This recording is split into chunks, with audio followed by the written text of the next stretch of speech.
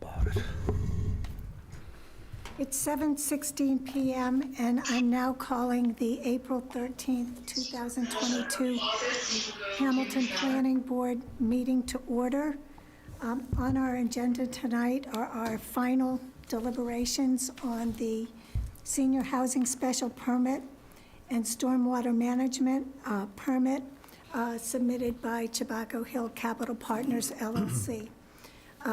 We hope to reach a vote, at least on the special permit tonight. If time permits, we will consider the stormwater management permit application, but we will have to see how we fare. So before proceeding any further, I would like to take roll call. So when I call your name, please indicate that you're present. Rick Mitchell? Present. Richard Boroff? Present. Jonathan Poor? Present. Emil Dahlquist? Present. Pat Norton? Present. Bill Wheaton? Present. Corey Bilyeu? Present, resume. And I believe Beth Herr is not planning to attend. She expects to be late if she can be here. And Marnie Crouch present. And as the viewers may recall, all the names that I called, with the exception of Corey Bilyeu and Beth Herr, are entitled to vote on the special permit application. Pat Norton is an associate member, but he is entitled to vote because Beth Herr was not elected at the time we commenced our public hearings on the special permit application. So I trust that all the members received the amended framework that Patrick submitted to you very early this morning. And I also trust that, like me, you've been studying hard to prepare for our considerations of the purposes and findings of our senior housing bylaw. So we're going to begin our discussion with identification of elements or issues relating to the project that we have denominated as unknowns. And I do not anticipate that we will debate these unknowns, but their identification may be of assistance to members when they're considering their findings, if it's a topic or an issue that they had not considered themselves. I expect I will allocate about 15 minutes for the consideration of the unknowns. And once we have identified the unknowns, we will turn to a discussion of the purposes. And each member can comment on whether he or she believes that one of the 5 purposes has been satisfied. I intend to read each purpose, and members then can then express their views on whether there is satisfaction of that purpose. I don't expect that we will debate whether the purposes have been satisfied, and we're certainly not going to vote on whether they have been satisfied. And then we will turn to the specific findings that we must make under 8.2.31, as well as Section 10.5 and Mass General Laws Annotated, Chapter 48, Section 9. And then, as I said before, time permitting, we will turn to the stormwater management application. So I hope we can limit our discussion of the purposes to approximately a half hour or 45 minutes. And then with respect to the findings, each member should consider that they have at least 10 minutes or so to go through each finding and indicate whether they can support a determination that that finding has been made or not, as the case may be. But I am not going to limit any member to a particular time. And if members want to discuss the application as a whole for a few minutes, I will not object to that either.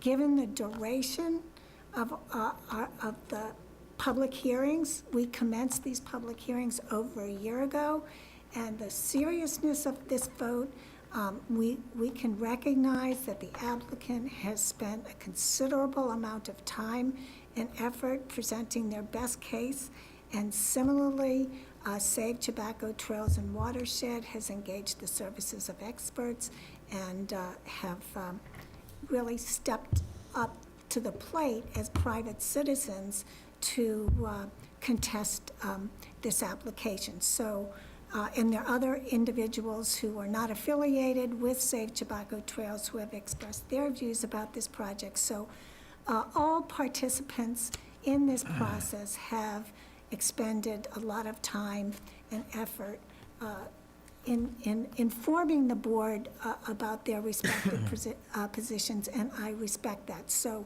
if members want to elaborate a little bit on how they feel about this project, I'm not going to bring the hammer down on their remarks.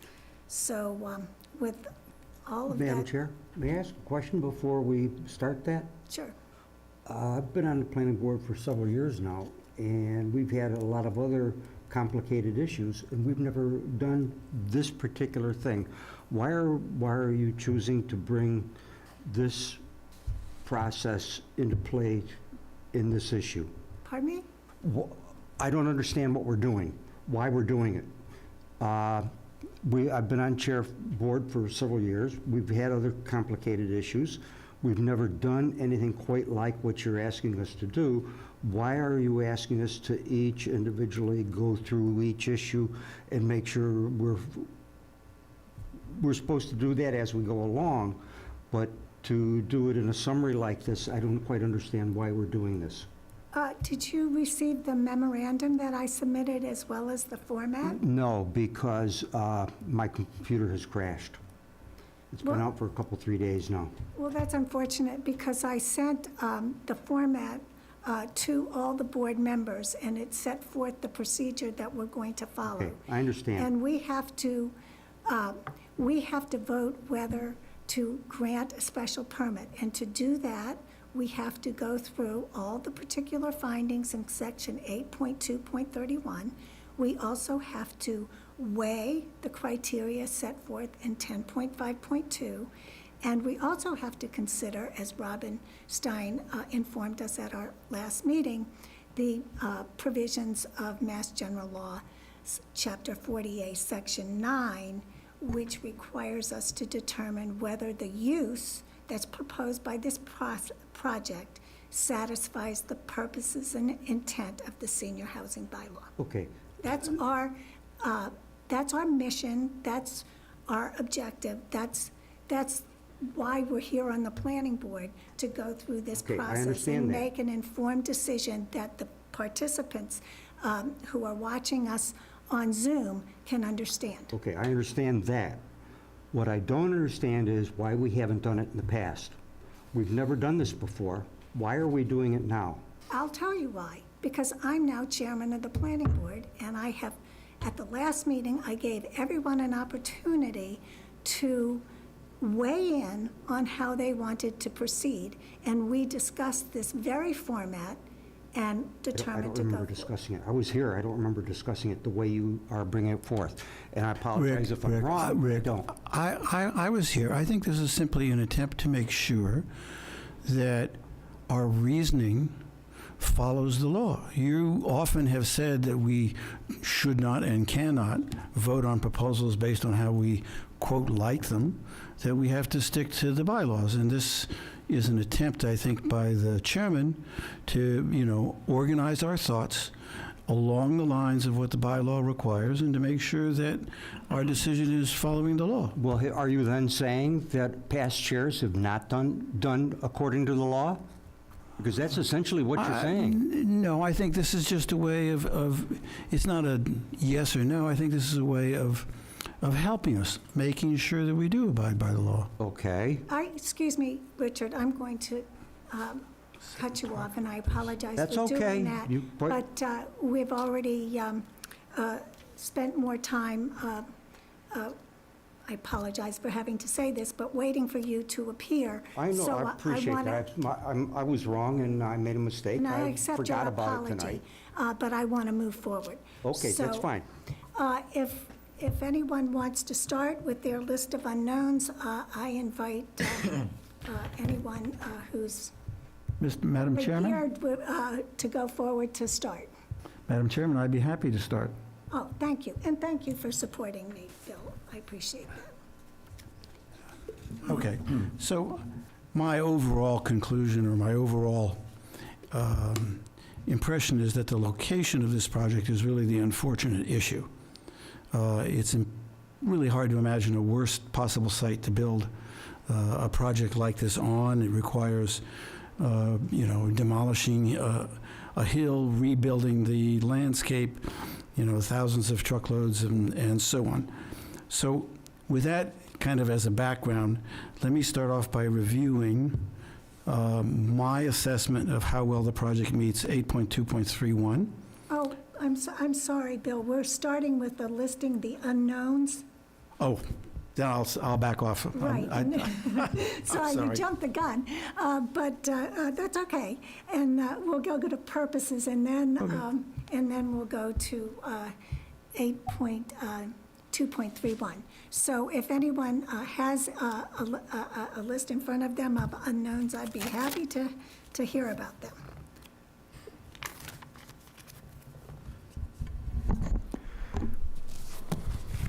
I guess I'll start. I don't know whether I should read through all of this. It's written. I'd be happy to submit it into the record as a written document, but I'll go as quickly as I can, see how far I get. So I've divided them up into categories. First one is hydrogeology. Currently, we have a desktop analysis for construction process only, focusing mainly on the blasting plan. So the first unknown is with the change of runoff direction, concentration, and speed over the ledge under the BMPs and under the houses post-construction, what effect will that have environmentally? That hasn't been discussed. The next is what categories amount and gradual incremental impact of environmental pollutants not captured and filtered by BMPs, such as road salt, ice melt, fertilizers, pesticides, herbicides, etc., post-construction. So the incremental impact of those things that are outside of the BMPs. The next is the peer review focused on the blasting plan and construction process, desktop analysis only, and we talked about the unknown unknowns. So there's, with desktop analysis, what didn't we think about or ask about by not having an actual hydrogeological study. The peer review, let's see, no effect of long-term effects of changes to the sites. That's sort of an extension of that same subject. No way to monitor the water quality after construction, as monitoring wells only are being monitored for 1 year after construction. So the question is, back to the incremental changes, long term, what are those incremental changes likely environmentally? So, and then general environment, the peer reviewers and consultants said that it's a very statistically low chance of damaging upslope wetlands and vernal pools, but none of the consultants would guarantee no impact possible. So the question is, what is that statistical likelihood? Again, same subject, rock falls from the sheer ledge face, ice falls from the sheer ledge face. Nobody's going to guarantee that. Statistically low, but what's the likelihood? The next one has been alluded to, but I just want to get it in writing, and that's the degree of tree dieback or stress damage over time after construction is complete due to the 50% loss of tree community at the bordering remaining trees. So in other words, the upslope side of the root network and trees and soils are missing, downslope side is supposed to survive. So the question is, over time, usually doesn't show up for 3 to 6 years after construction. What's the likelihood of, or degree of, tree stress or tree loss along that disturbed edge? And then what's the potential effect of that tree dieback in terms of visibility from other locations, and what's the effect on the wetlands of stress or dieback? Then during the construction process, some of these are obvious ones. Duration of construction seems to be an unknown. Lack of clarity, consistency in description and understanding the relationship of phase 1 and 2 of construction. seems to be unclear and unknown. The management of staging space on site in relation to phases and rock management, pollutants and noise management, so that, again, there's a lot of conflicting information, and I know that it can be worked out in the future, but it remains to be a little bit of a vague piece of this. And then managing erosion, sedimentation, and the transitions between phase 1 and 2. Again, there was a lot of sort of changing narrative around how those phases transitioned from one to the other. And then on the subject of condominium association, due to limited snow shell space on the site, how often will bucket loaders and dump trucks need to be on site for snow removal, and what will the long-term cost of this service be? And then, given that rain garden maintenance, area drain maintenance, and all other stormwater elements that are structural BMPs need vigilant maintenance, how likely is the condo association going to prioritize these expenses going into the future if the consequences are all downslope or off-site from the units themselves? What is the incentive to maintain this complex and this unresilient system if it is a relatively arcane and non-visual in nature? And I mentioned that in previous discussions about my experience in property maintenance and facilities maintenance plans. Neighborhood, degree of visibility or lack of buffering if there's extensive tree dieback, I've covered that before. Actual versus estimated truck trips during all phases, what the effect on the neighborhood would be for that.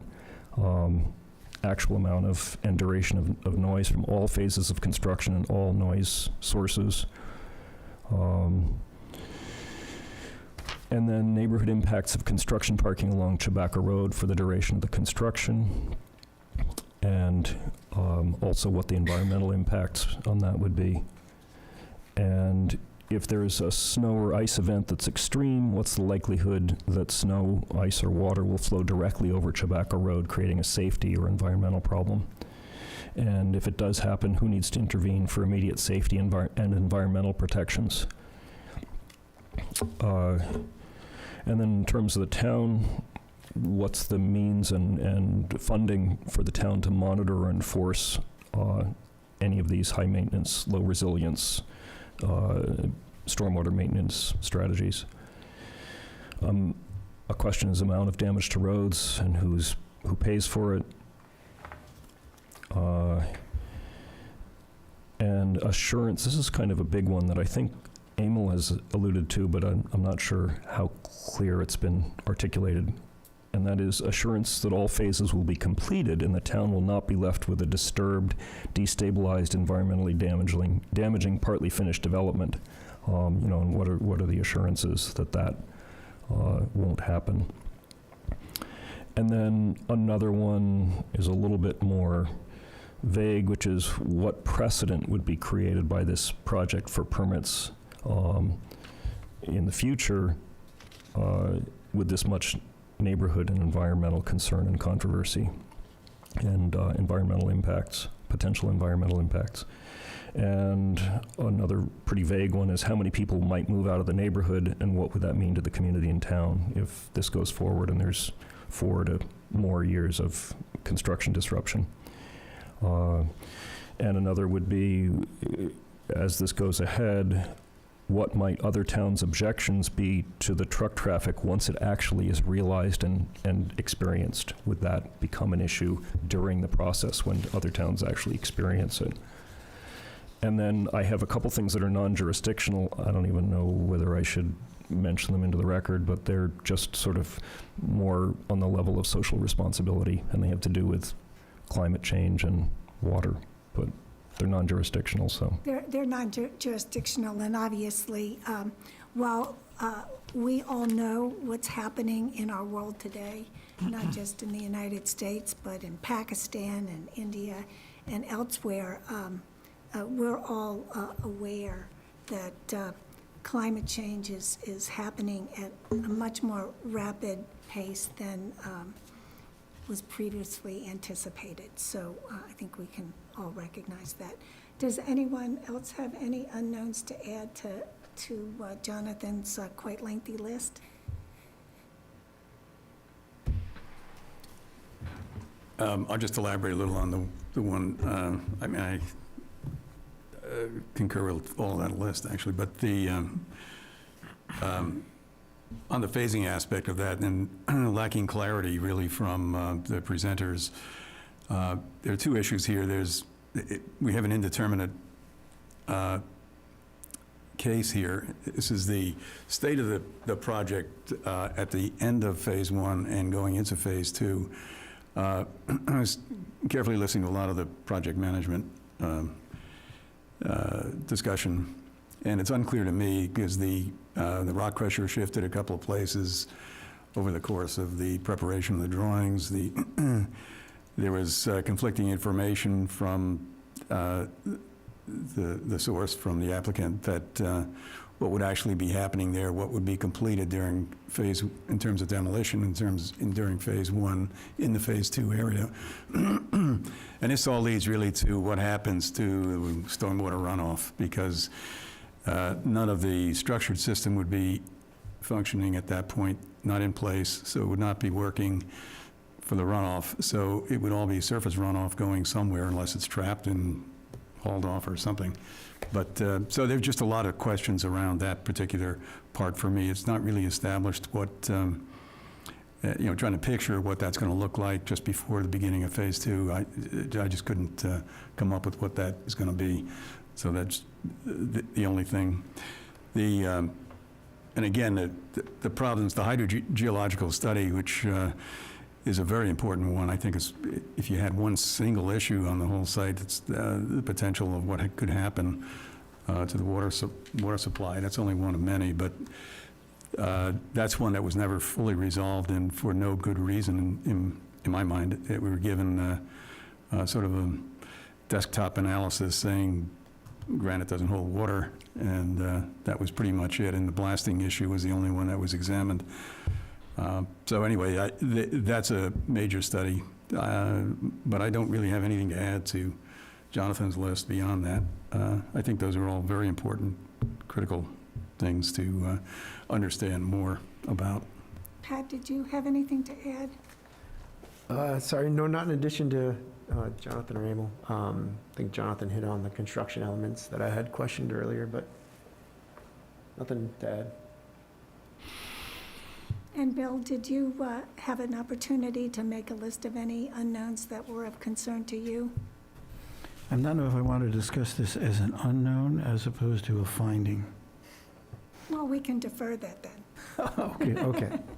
I had just a relatively short list. I did note that the duration of the project was unclear to me for a number of reasons, but I will speak to that issue when I recite my findings.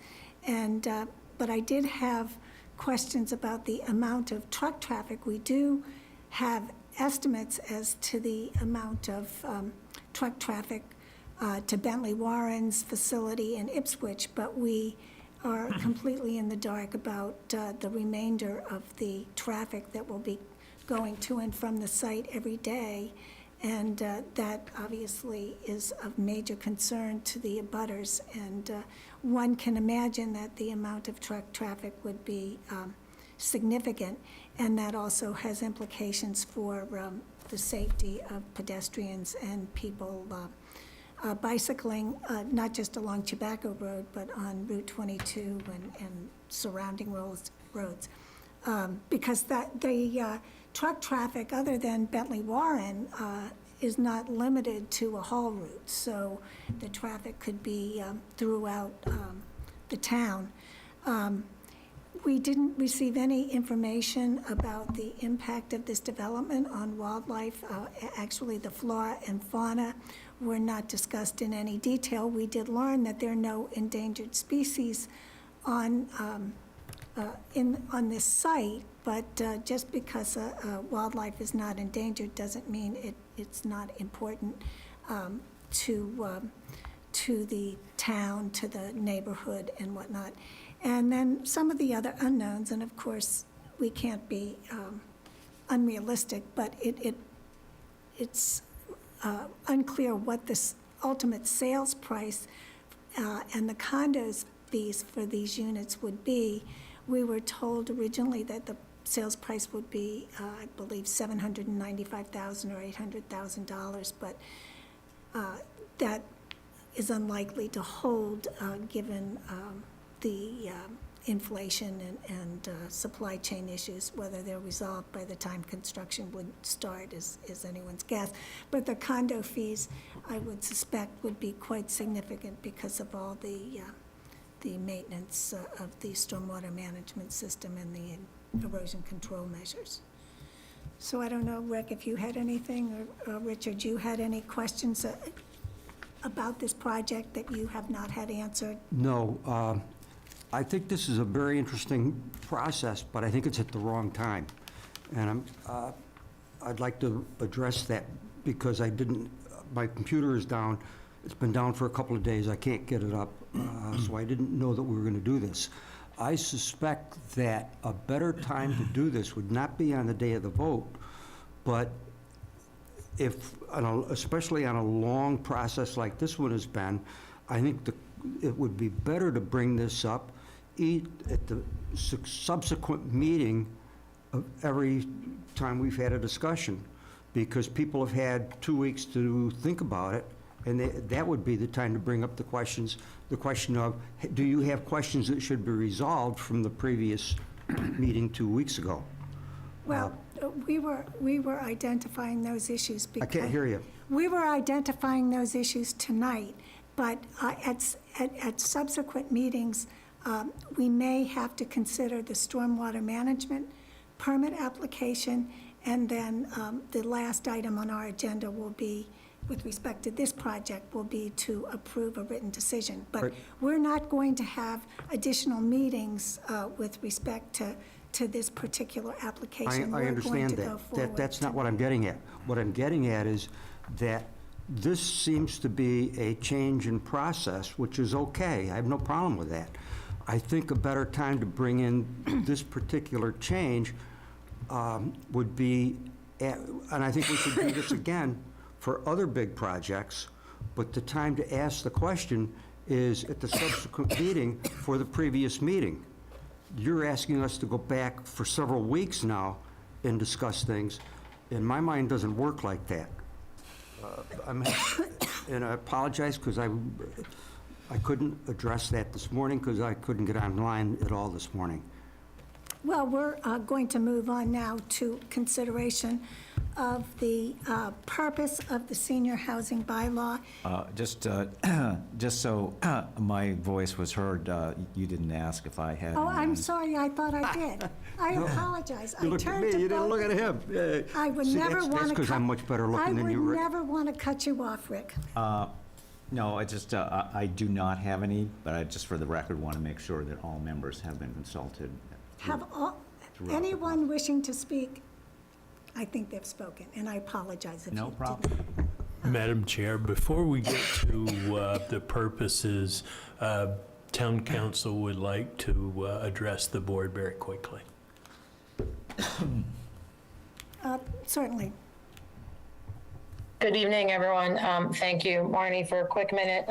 From listening to the deliberations last week and tonight, I just wanted to clarify one point, and then if folks have questions, I certainly can answer them. And I also have just one quick question for the chair as well. But I just wanted to draw a distinction. There is case law that stands for the proposition that if there's evidence that a particular concern can be mitigated by appropriate conditions and safeguards, and the board has the power to require those conditions and safeguards, it should do so.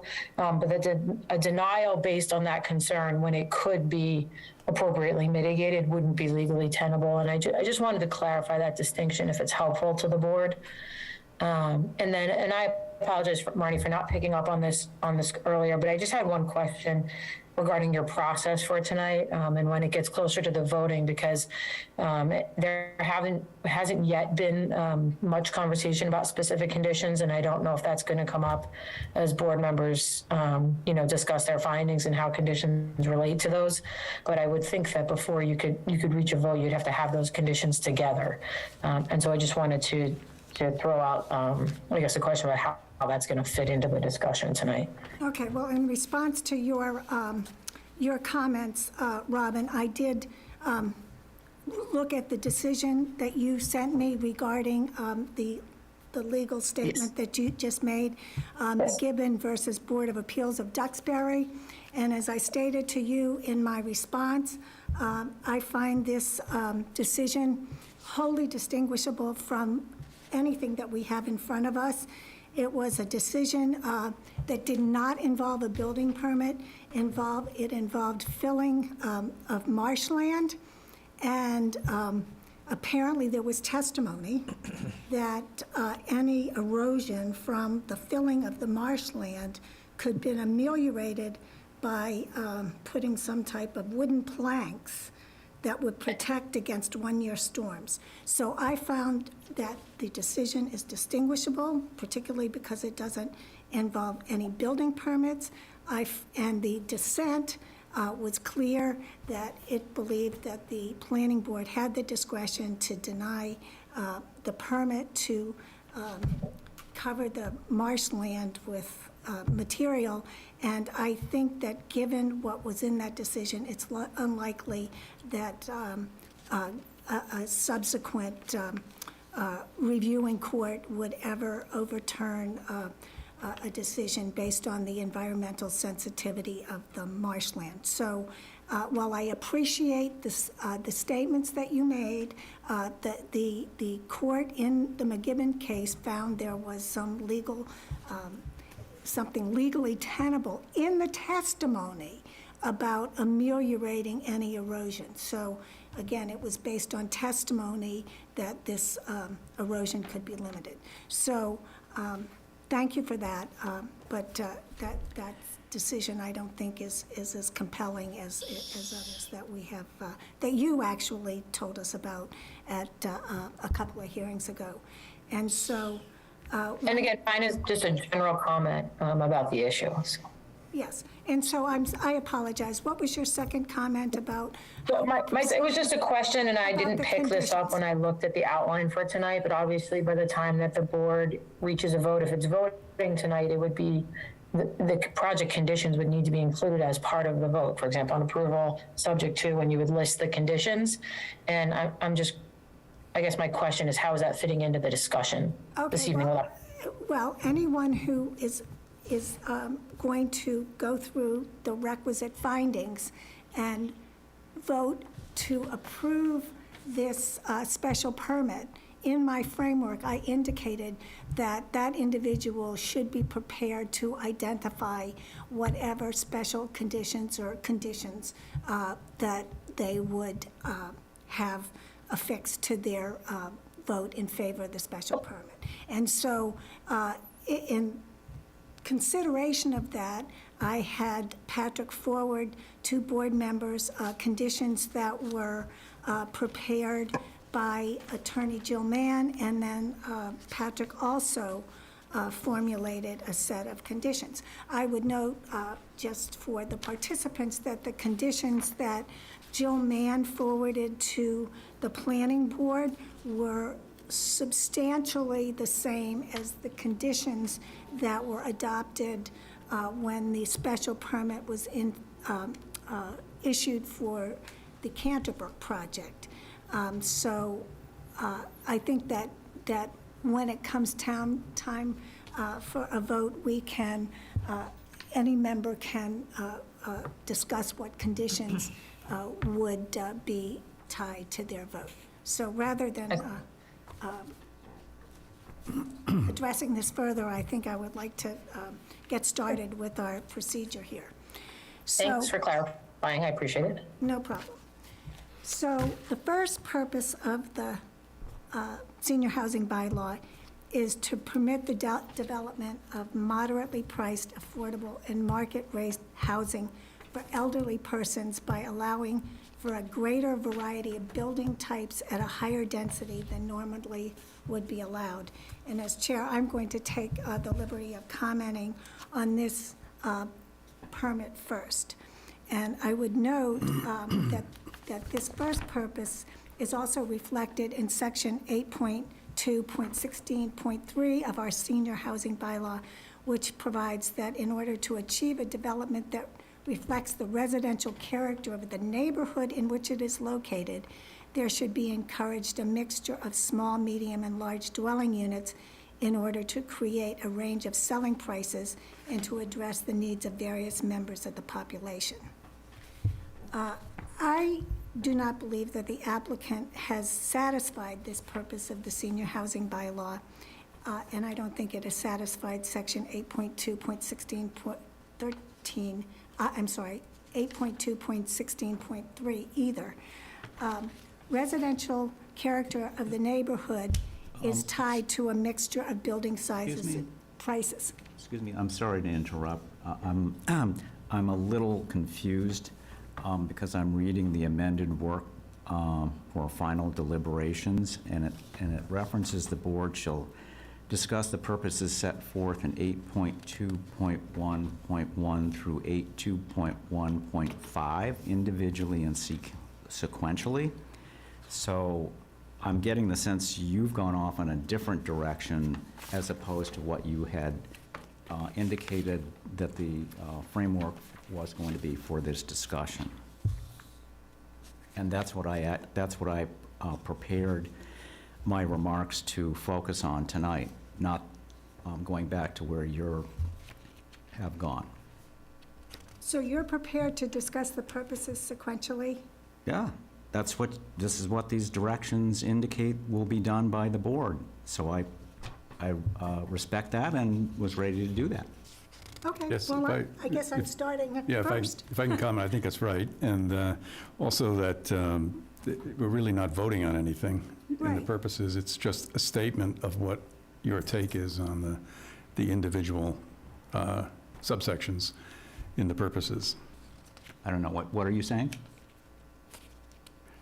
The subject here in this stage was not we can discuss it, but it's mostly just to make a statement about each one of those purposes Right. without decision. So we're not going to say Right. it No, I satisfies or it doesn't satisfy. We Oh, just, I understand that, and that's Great. what, I'm just referencing yeah, I think that's right. I think the that's- directions. Well, I apologize. Actually, what I had intended is we'll start with one purpose, and then everybody can go and give their take on that particular purpose, and we'll go to the next one, which is a little bit different than what we're doing with respect to the findings. So I'm hoping that it's a little less formal, if you will. Whoa, whoa, whoa, whoa, whoa, We're whoa. going to start with one. Everybody's start going to with get a one. chance to talk, and then we go to You two. will have your, No, I want to make sure I'm clear on where we're going.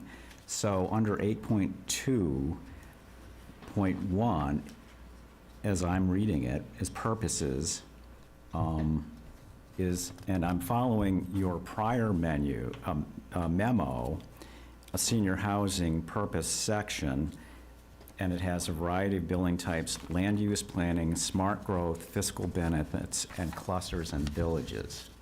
So that's what I was prepared to discuss based on your prior memo, and then your amendment to that memo indicated we would be, I thought, we would be going back to your original memo to focus on 8.2.1 purposes in your memo of August 15th.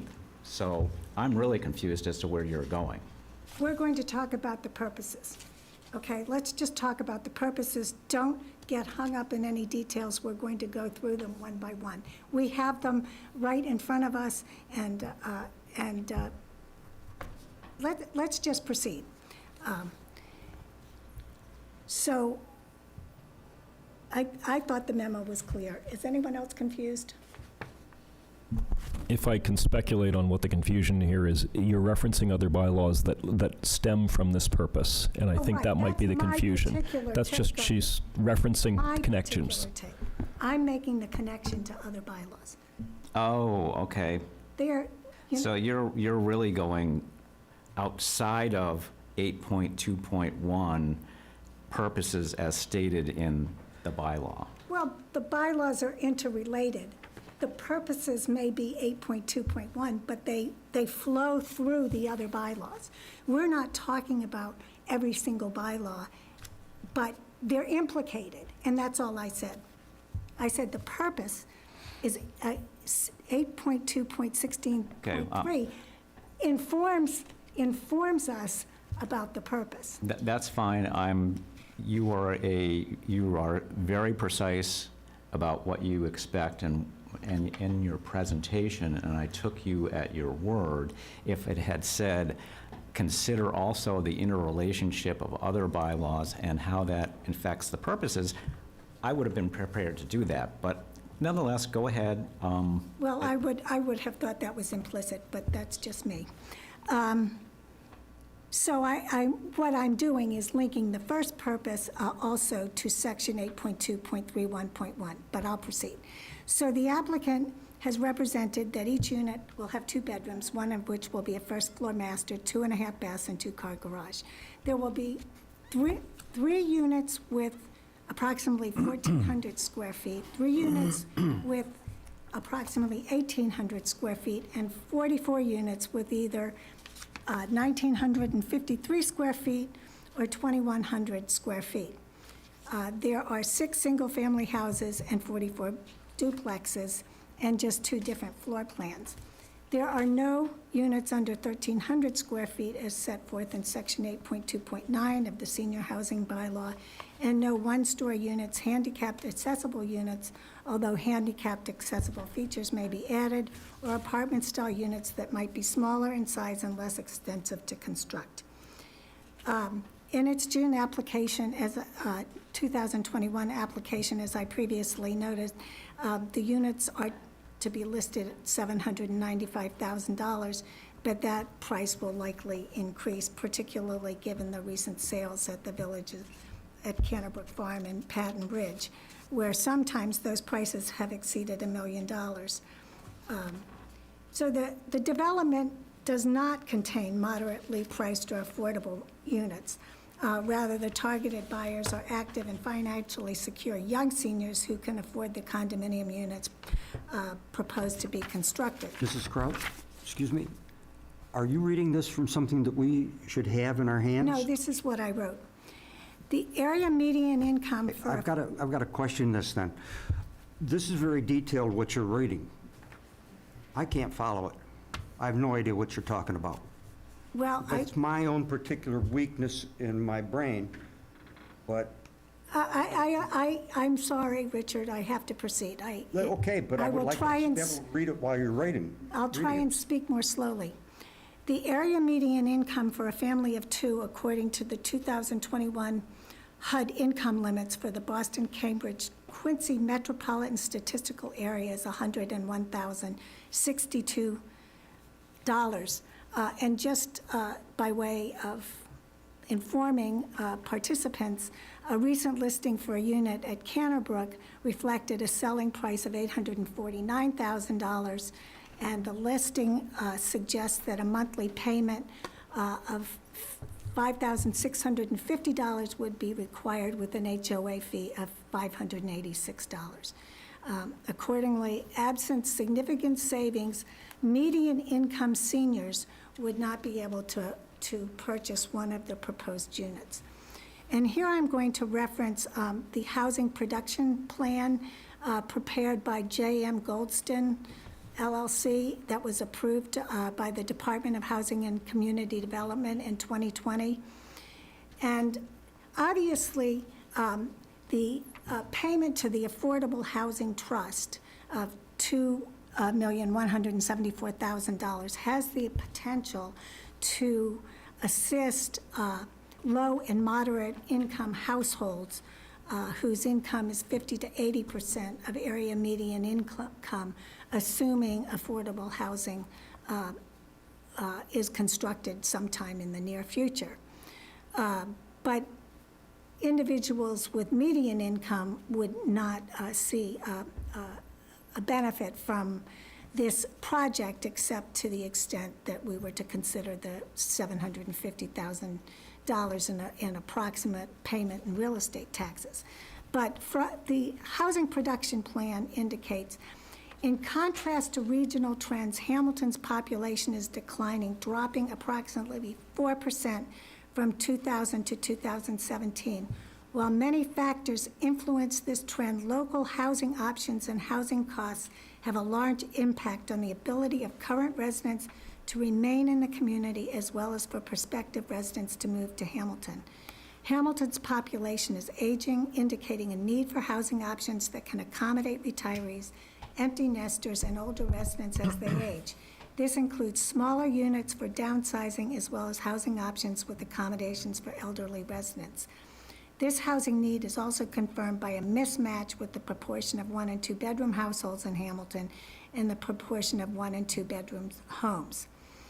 And in sum, the housing production plan recognized gaps in Hamilton's housing options due to rising and prohibitive costs, limited rental options, and the lack of smaller units and the lack of accessible housing options.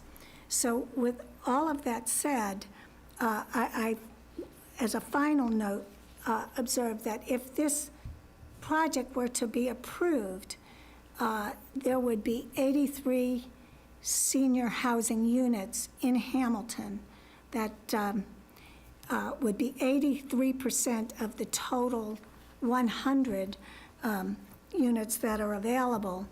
And I rhetorically asked whether this circumstance would satisfy the purpose intent of the senior housing bylaw, and where there's a need for moderately priced senior housing. And this is given that the prices that are being obtained for units at Patton Ridge and Canterbrook have sometimes exceeded $1 million. So now I propose that we just, each member determines whether or not, where they stand with respect to purpose number 1. But I ask people to weigh in on that purpose now, and then we'll go to the next one. And I don't intend to monopolize the conversation with respect to purposes. But our senior housing bylaw has been satisfied.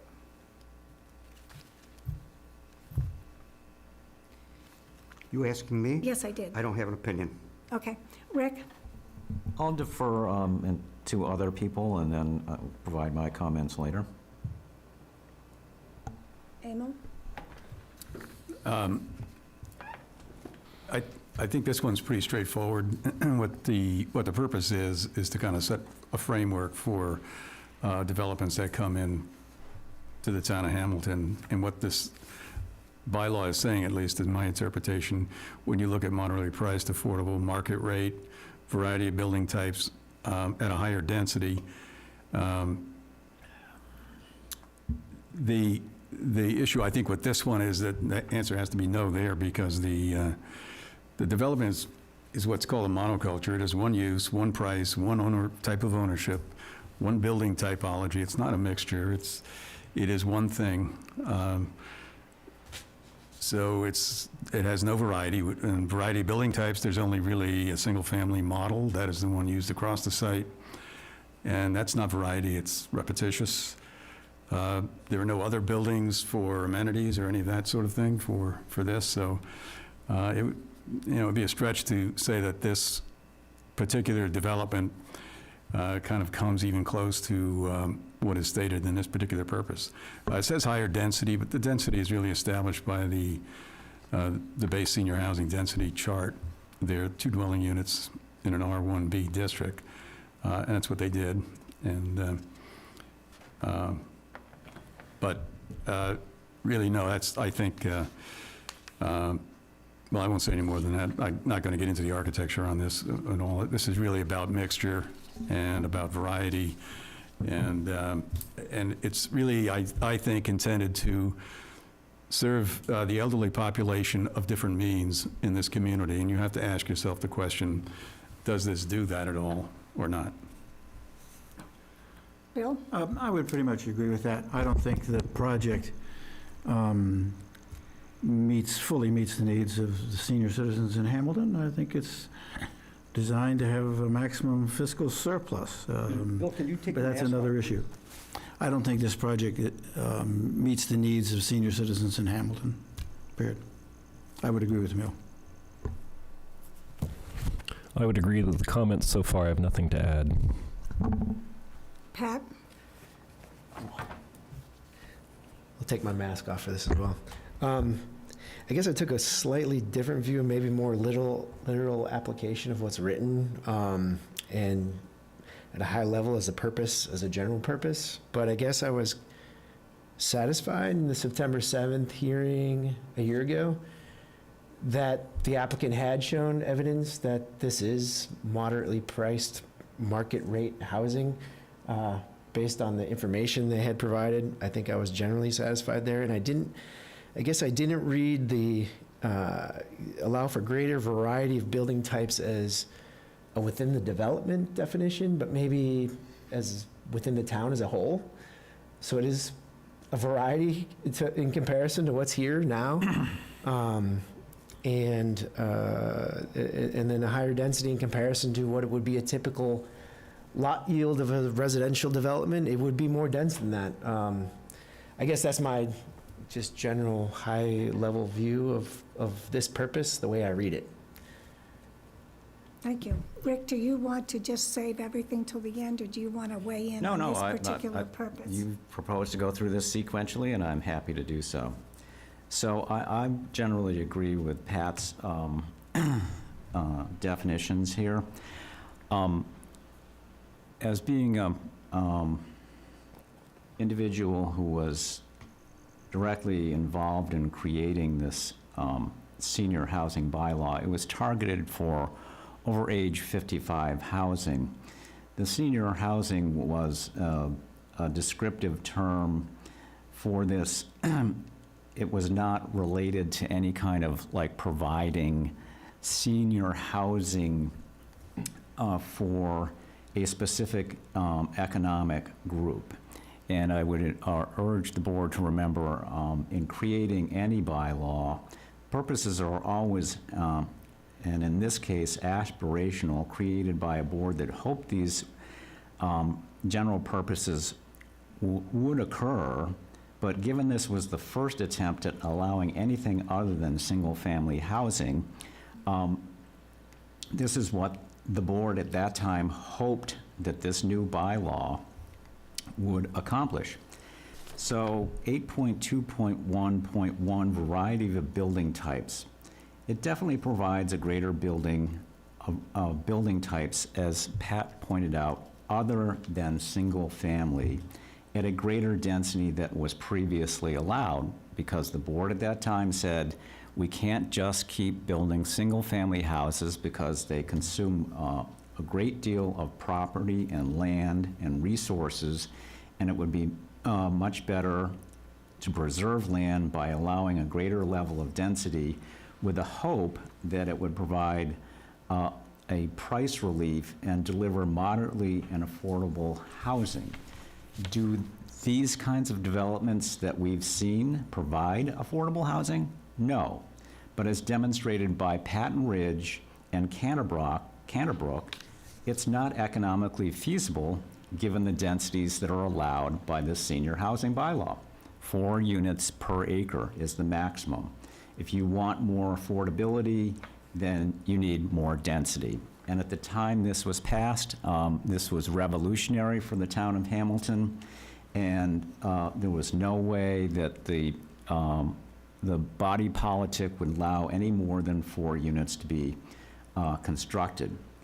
Indirectly, this project would contribute approximately $2.1 million to the Affordable Housing Trust that has already partially funded 21 new affordable housing units in this town. And that's revolutionary. Again, in Hamilton, affordable housing was always a dirty word. And it's remarkable that really in the last 5 years that we've actually constructed affordable housing in this town due to the fact that these 2 developments, Canterbrook and Patton Ridge, as well as CPA funding, have contributed to the development of affordable housing. So indirectly, they do in fact support the development of affordable housing. Thank you, Rick. The next purpose is to allow greater flexibility in land use planning in order to improve site layouts, protect natural features and environmental values, and utilize land in harmony with neighboring properties. So does anyone want to take the laboring oar on this one? I guess I'll start. So, again, following Marnie's lead, this really ties into many, many other pieces of the bylaws, and it's really hard to talk about this without referencing those. So, because the key here is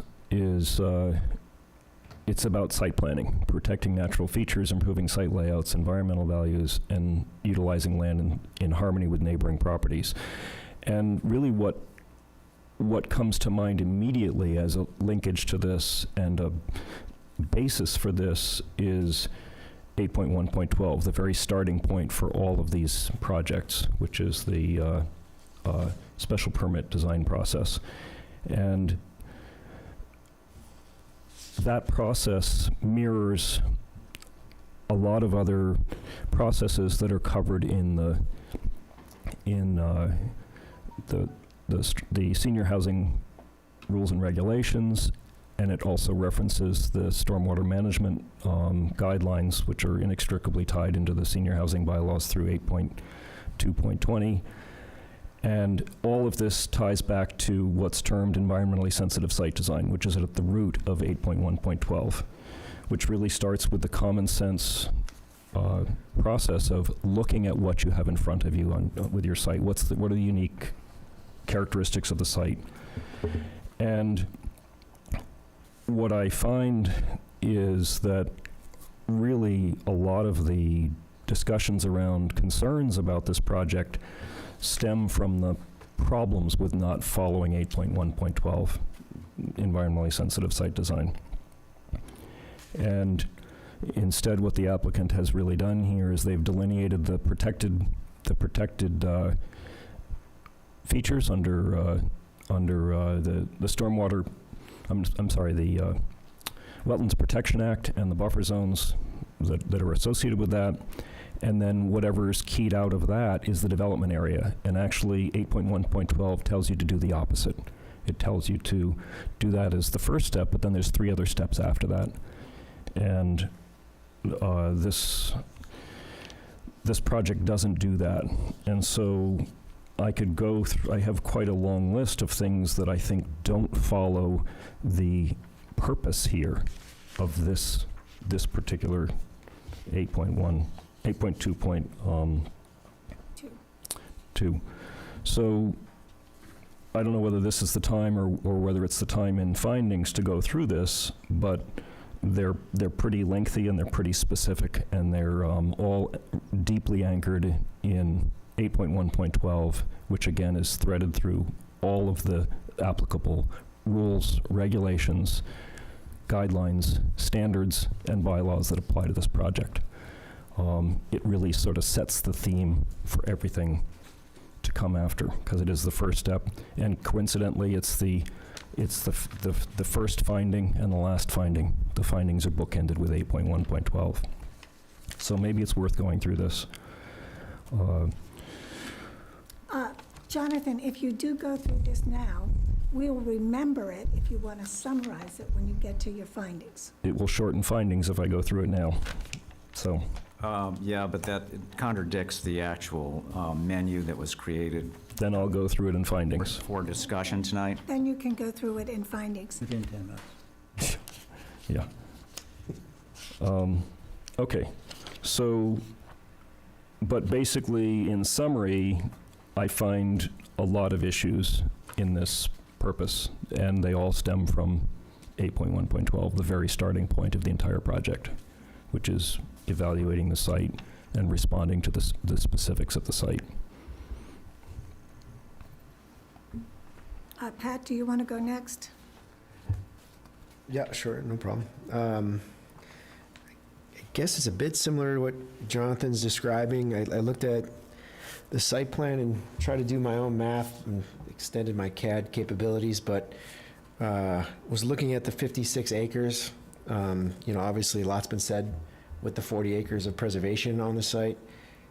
And I guess I found much of it to be within those setbacks and wetlands and everything else that Jonathan were describing. So there's really not much left over other than that 16 acres, which has been fully utilized to the benefit of, applying what the standard design of the senior housing development is.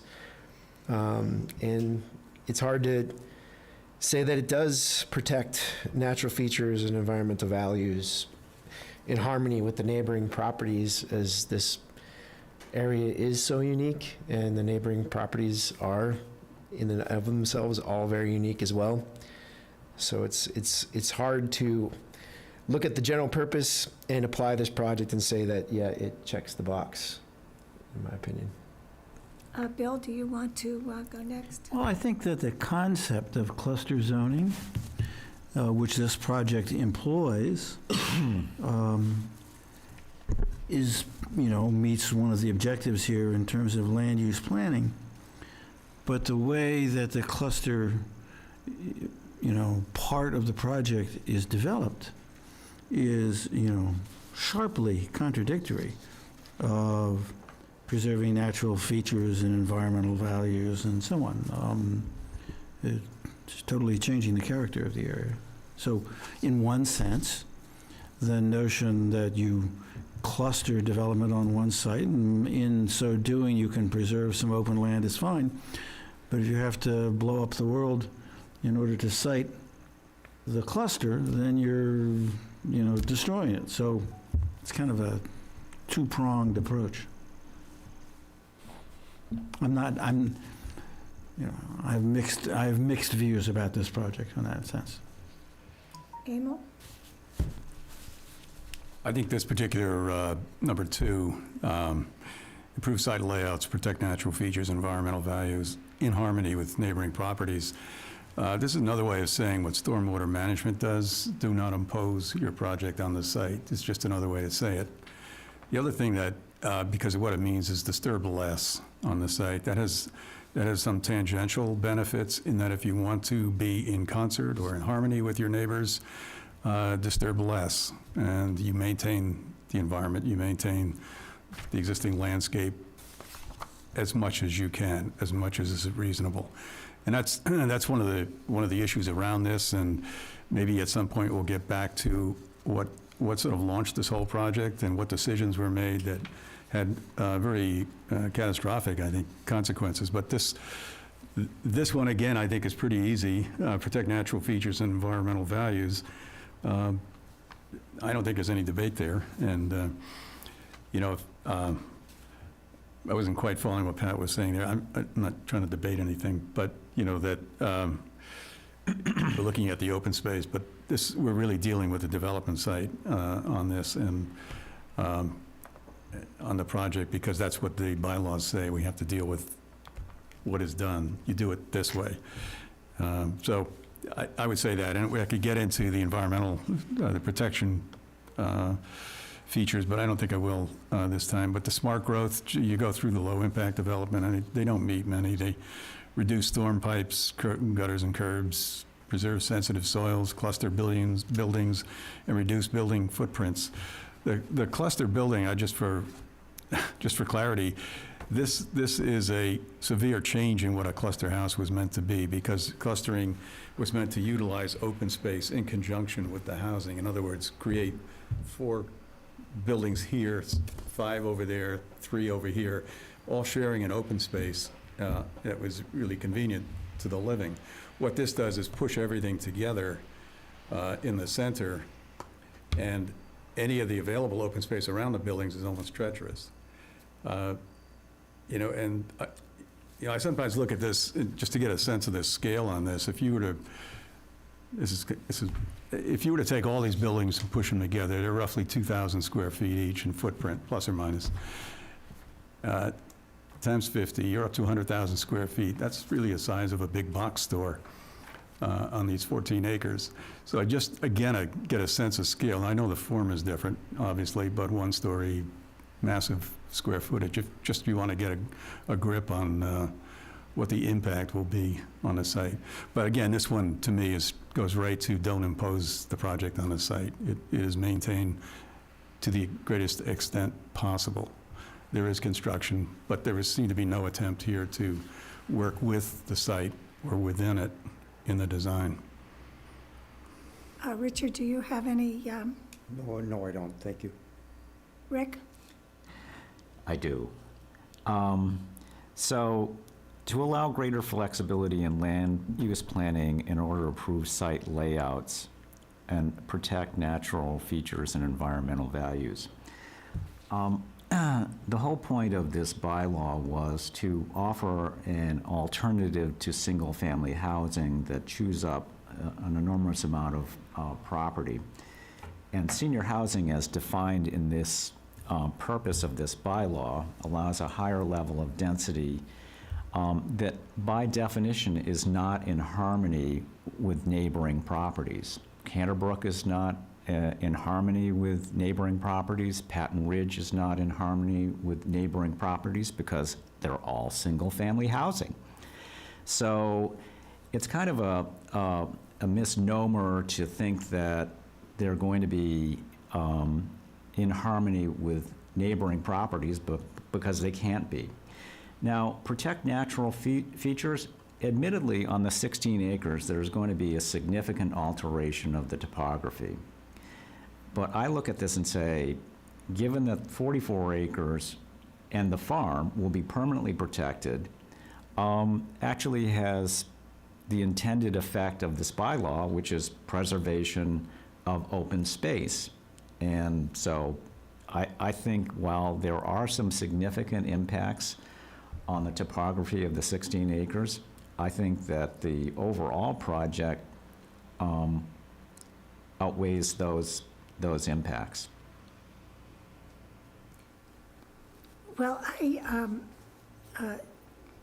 agree with most of my colleagues here and have concluded that Section 8.2.1.2 has not been satisfied.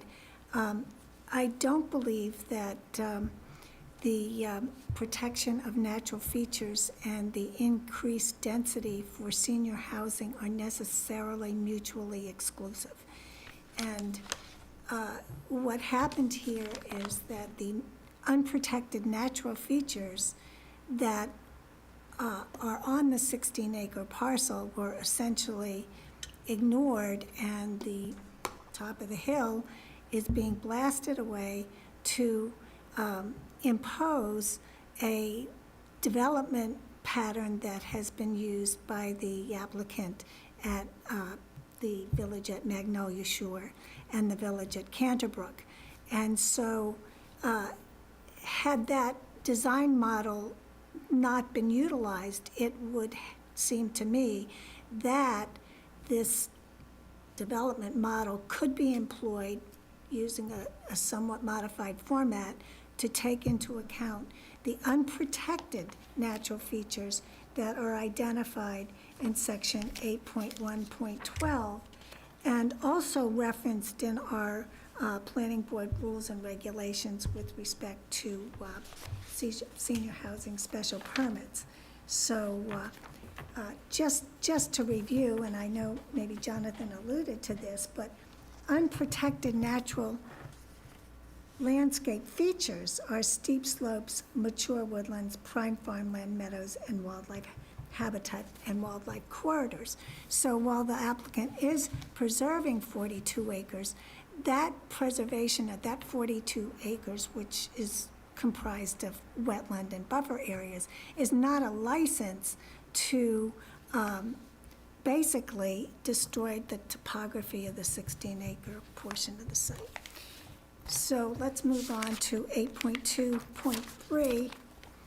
And the purpose there is to encourage the implementation of smart growth techniques to reduce land consumption and sprawl, provide for open space preservation, expand housing options, and encourage reuse of existing structures.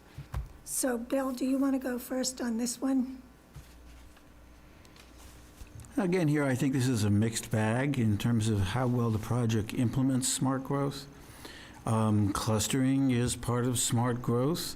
You do reduce land consumption. On the other hand, the project doesn't, expand housing options as well as it might. And then the last phrase is irrelevant. They're not reusing structures. But I have to say the project is sort of, partially meets the objective of smart growth. Pat? Yeah, I'd agreed with Bill. Obviously, the purpose here is to encourage it, and there's certainly elements of this that the applicant has done to apply, rain gardens, for instance, things of that nature, within their design and engineering techniques, so I generally agree with Bill. Rick, do you want to weigh in next? No. You said me? Oh, no, I said Rick. Okay, I'm sorry. No, go ahead. Okay. So, again, we want to remember that when this was written over 14 years ago, this was an aspiration. And it says to reduce land consumption, sprawl, provide for open space preservation, and expanded housing options above and beyond what was only allowed at the time, which was single-family housing. So by the strict definition of 8.2.1.3, this, I believe, actually meets the intent of this section.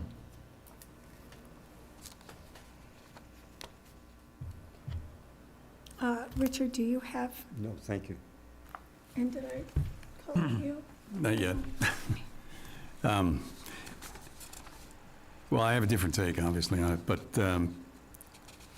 smart growth, number one, emphasizes the mixing of land uses. Well, this is a single-use occupancy. That's no problem, but it's not smart growth. Increases the availability of range of housing types in neighborhood. This is one housing type, single family, so there's no attempt to do that. Take advantage of compact design. Well, that is correct. They did that and they maxed it out to what they could possibly do on that particular 14, 16 acres, whatever. Fosters distinctive and attractive communities. Well, this is, again, as a monoculture with repetitive architecture, not particularly distinctive or attractive. Preserves open space, farmland, natural beauty, and critical environmental areas. Well, it does preserve the open space and farmland. Those are positives. Natural beauty, a good hunk is there, but the critical environmental areas are unique. This part of Hamilton is unique because of its geological features. And those will be completely destroyed on the top of the hill there. Strengthen existing communities. What that really means is do not build on raw, undeveloped land, build on previously developed land. So this is a complete violation of what smart growth is about. Extending building onto undeveloped territory is not what smart growth is at all. Provides a variety of transportation choices. This is going to be auto-centric, auto-dependent setting there. And doesn't really solve the sprawl problems. Sprawl problems are generally not only land grabs, as Rick pointed out, but they're also to try to get people closer to transportation so they drive less trips. By locating this project in Chabaco, on Chabaco Road, and again, a very rural section of this town, you're kind of forcing everybody to make more trips to go to the conveniences that they want in the community, whether it's shopping, whatever. So again, if you want to call this smart growth, I don't think that really complies. Encourages community and stakeholder collaboration in development decisions. I'm not sure there was much conversation with the abutters there, but I don't know that to be true. So I think the problem here is this project was built in an unsuitable location for smart growth. It just violates any number of the sections there. So I think to use the label of smart growth on this project, which we did here, there are two things that Ms. Mann would say. She would say smart growth followed by density. And it isn't density so much, it is building in a compact fashion. The density is what it is. And what it's about is if you have, well, I won't get into that, but it's, that is the only feature, building in a compact manner, I think, that sort of roughly approximates smart growth. So that's my position. Did I call on you, Pat? Yep, not Jonathan, though. You're up. I would concur with Emil's remarks, and I have nothing to add. I also would concur with Emil's remarks, but I will also note that I looked at the smart growth principles set forth on the Commonwealth of Massachusetts website, and among those smart growth principles are advance equity, and expand housing opportunities, provide transportation choice, and there are others that may not be applicable. And while I recognize that the applicant has preserved or intends to preserve 42 acres of open space, I question whether that open space is actually usable. There's mention of a conventional plan, but the open space that would be available to the residents of this community is mostly to the rear of the units and relatively inaccessible.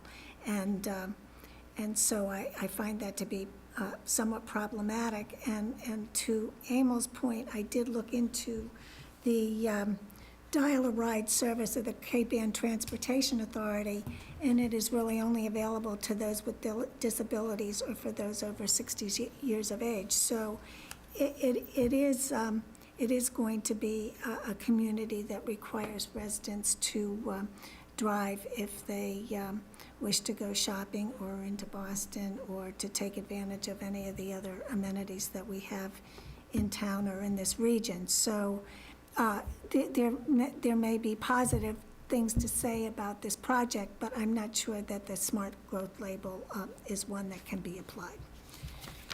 So the next, I didn't miss anybody. Did you want to comment at all? Does Corey get to comment? No, he's not eligible to vote Okay, on this okay. special permit. Thank you.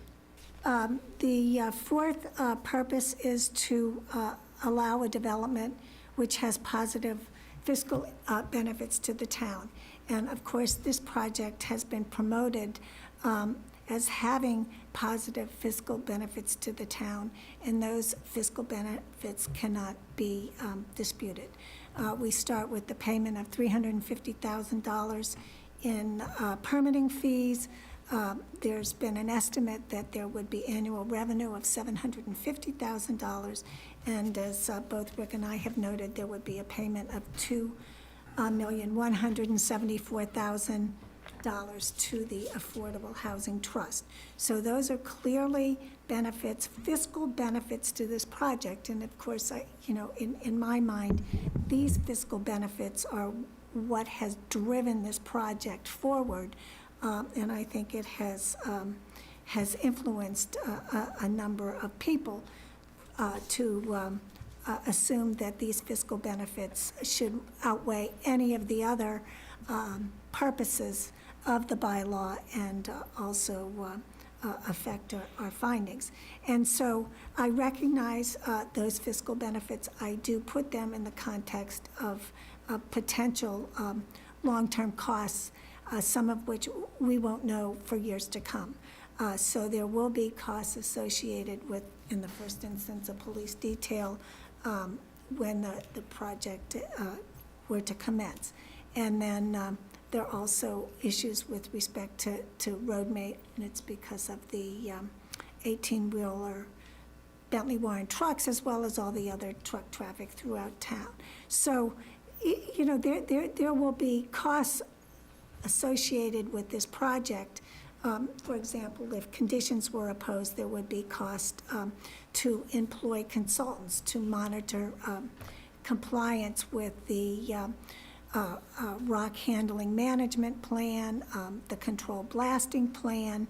So there are costs associated with this project, but I do recognize that the purpose to allow a development with positive fiscal benefits probably has been satisfied. Did I hear you right, that there's roughly $1.3 million that's going to come to the town from this? No, it would go to the Affordable Housing Trust Okay. in a series of That's to the payments. town. in a series of 5 payments. Yeah. But the number is right, it's almost $1.3 million, No, it's 2.1. 2.174 million. 2.174. Okay, that's even better. Rick? Thank you. Yeah, I think for the reasons that you cited, this project provides a very substantial revenue benefit to the town. And for those people that are following the financial health of the town, especially those people that are serving on the master plan committee, they are aware the town is struggling to maintain its financial sustainability. And without substantial new revenues, all of us as taxpayers are going to be facing significant real estate tax increases. And I note that several members have complained that this really doesn't provide affordable housing and it doesn't meet the intent of providing seniors with affordable housing. But I think people seem to forget the fact that there's a declining population in this town because people are being driven out by ever-increasing housing cost, and real estate property taxes are a significant component of that is making housing already way overpriced even more unaffordable for those whose income are fixed or makes it more difficult to live in this town. Richard, did you want to comment on anything? You asking me? Yes, I am. No. I just like the large amount, but no. Thank you. Finally, the last purpose of 8.2.1 is to protect Hamilton's rural New England character by permitting development of residential houses. Excuse me, Madam Chair, I'm not sure everyone weighed in. Oh, I'm sorry, did I omit someone? Oh, no, did I omit? Better speak up, Abel. This side of the table. I missed the whole side of the table. I apologize. Patrick, why don't you go ahead and start? Looked at I my actually watch. did a little bit of algebra. Represent the right flank over here. I missed the right flank. Oh, no. Yeah, so I guess I went on the town website after the last hearing, and the last financial statement I found was from 2020, and it had $34 million in revenue, $29 million from property tax. So it did represent just over 2% increase in that. Obviously not going to be realized until the full benefit of the project is in place and all the units are sold or whatever. I was also thinking that a $35 million total project cost was going to be optimistic. So I imagine the building permit fee going up from that original estimate, but that's just neither here nor there, but that's the additional input I had. Jonathan? So, I agree that there are fiscal benefits here, as outlined, and then I just look forward ahead to the bigger picture of how we need to find on this. And 10.5.2 asks us to determine whether the benefits outweigh the adverse impacts, and so that's just an interesting question here. No answer is ever clear. This project clearly has a lot of fiscal benefits, and the question is, how important do we think those are? So, yes. Okay. I haven't gone yet. I'm losing my right okay. flank. Sorry, I apologize. Yeah, I agree that there are very positive fiscal benefits, but I just would add a little caution in the short term. I think that's true. I think that the jury's out about the long term. Just how much benefit, I think, is yet to be determined. It's sort of one of the unknowns from my standpoint. So, based on some of the impacts, ramifications surrounding the project. So now we can, Yeah. everybody's had their say. I do want to make a comment, if I may. Yes? Is it okay? Yes, of course. Okay. I think looking at just strictly the financial is something like 2 million, wasn't that, what's the correct number? $2.1 million to the 2.1 million. Affordable Housing Trust. Right. $750,000 in new real estate taxes and over $350,000 in permitting fees. Okay. That, in the short term, will have a great effect. The major one is just the money going to the Affordable Housing Trust. That's a one-time payment.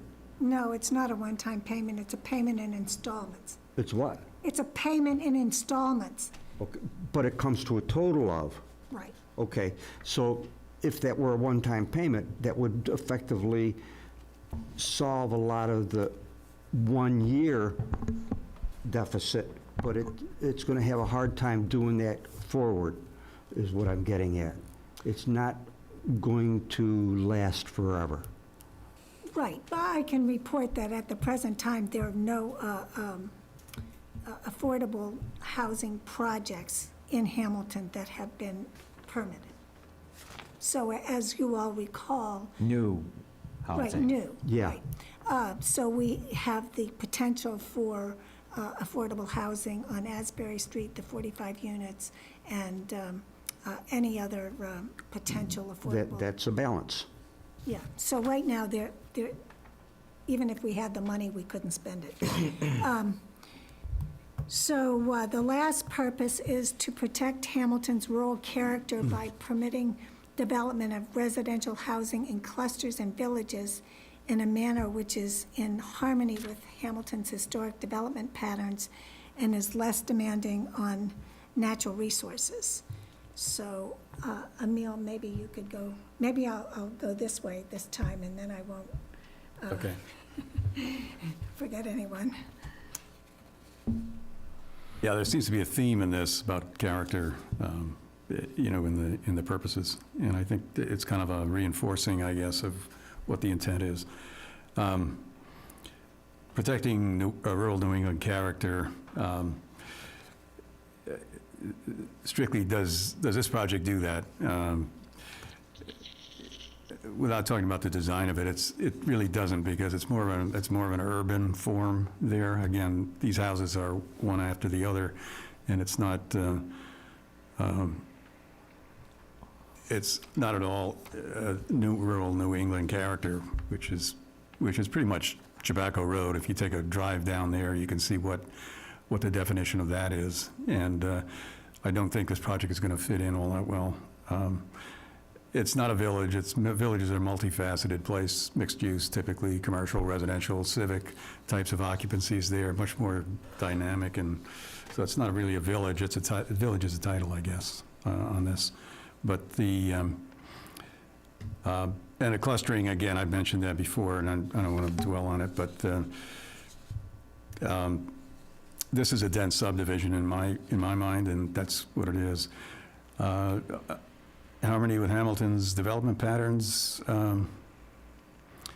Again, the sort of dense market rate subdivision developments are really inconsistent with the patterns and in the neighborhood. And again, that issue around protecting rural New England character, that comes those are words directly from the bylaws. And I think that was the intent, since it does appear so many times in these bylaws throughout all the documents. Less demanding on the natural resources. They're significant there, the natural resources. Most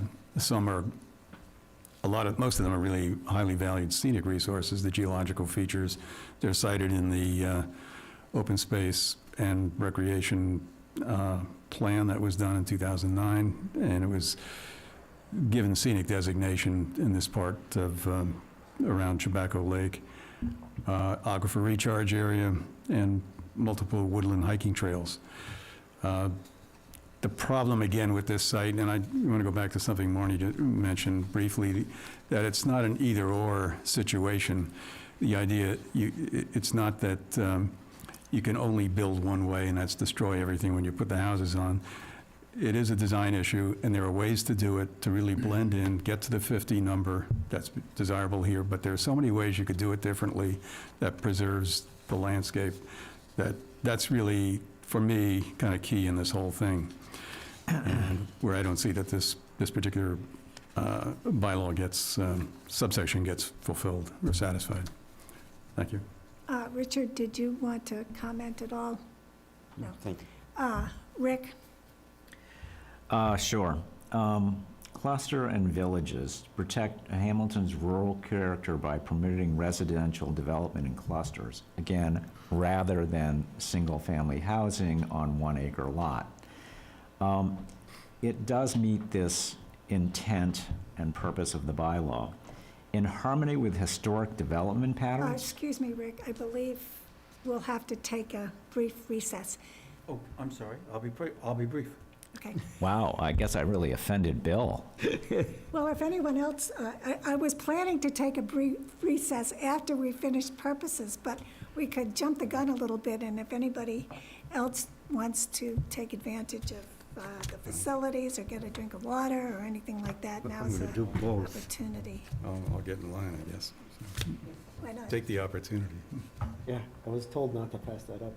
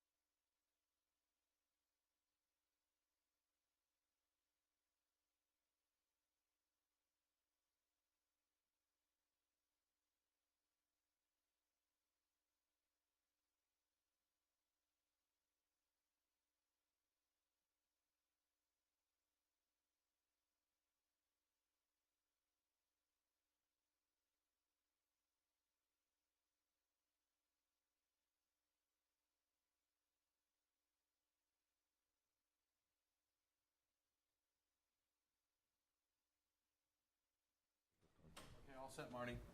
Okay, Rick, you can proceed. Okay, compatible with adjacent land uses. Well, to be truly compatible with adjacent land uses, this land would have to be permanently protected, or... Excuse me, are we on to section 8.2.31 now? No, we're at 8.2.1.5. Okay, sorry. Okay, Bill, you seem to really want to be undermining my presentation. No, No, I'm just kidding, Bill. we were talking, All right, to be truly compatible with adjacent uses, it would have to be preserved permanently in its entirety, or it would have to be single-family homes on 1-acre lots. So by its very definition, the level of density that is allowed by the senior housing bylaw is not compatible with adjacent uses. So if we strictly interpret this, we wouldn't allow any kind of senior housing anywhere in this town, because all compatible uses are single-family houses on 1, 2, or smaller acre lots. So what this does is concentrate cluster housing 50 units on 60 acres out of 60, while permanently protecting 44 acres, with the majority of the units not visible from Tobacco Road, retains the existing farming operation, and providing legal public access to walking trails is the best I think we can do in terms of compatibility of senior housing with the adjacent neighborhood. Well, I will conclude this. I think I will repeat. Excuse me, Madam Chair, there's others, I think, who haven't spoken as well. Oh. Something about that right side over there. Bill, did you speak? I apologize. I think I'm. No, I have didn't another- Speak. So, again, and Patrick? it's you the didn't- right flank, I think. Okay, well, let me make my comment. How about that? And then the right flank will go. Just speak up, okay? So I will go back to 8.1.12 because I don't think that the development site needs to be topographically obliterated to have an appropriate development that would be consistent with Hamilton's rural New England character. And as Emil alluded to, cluster development,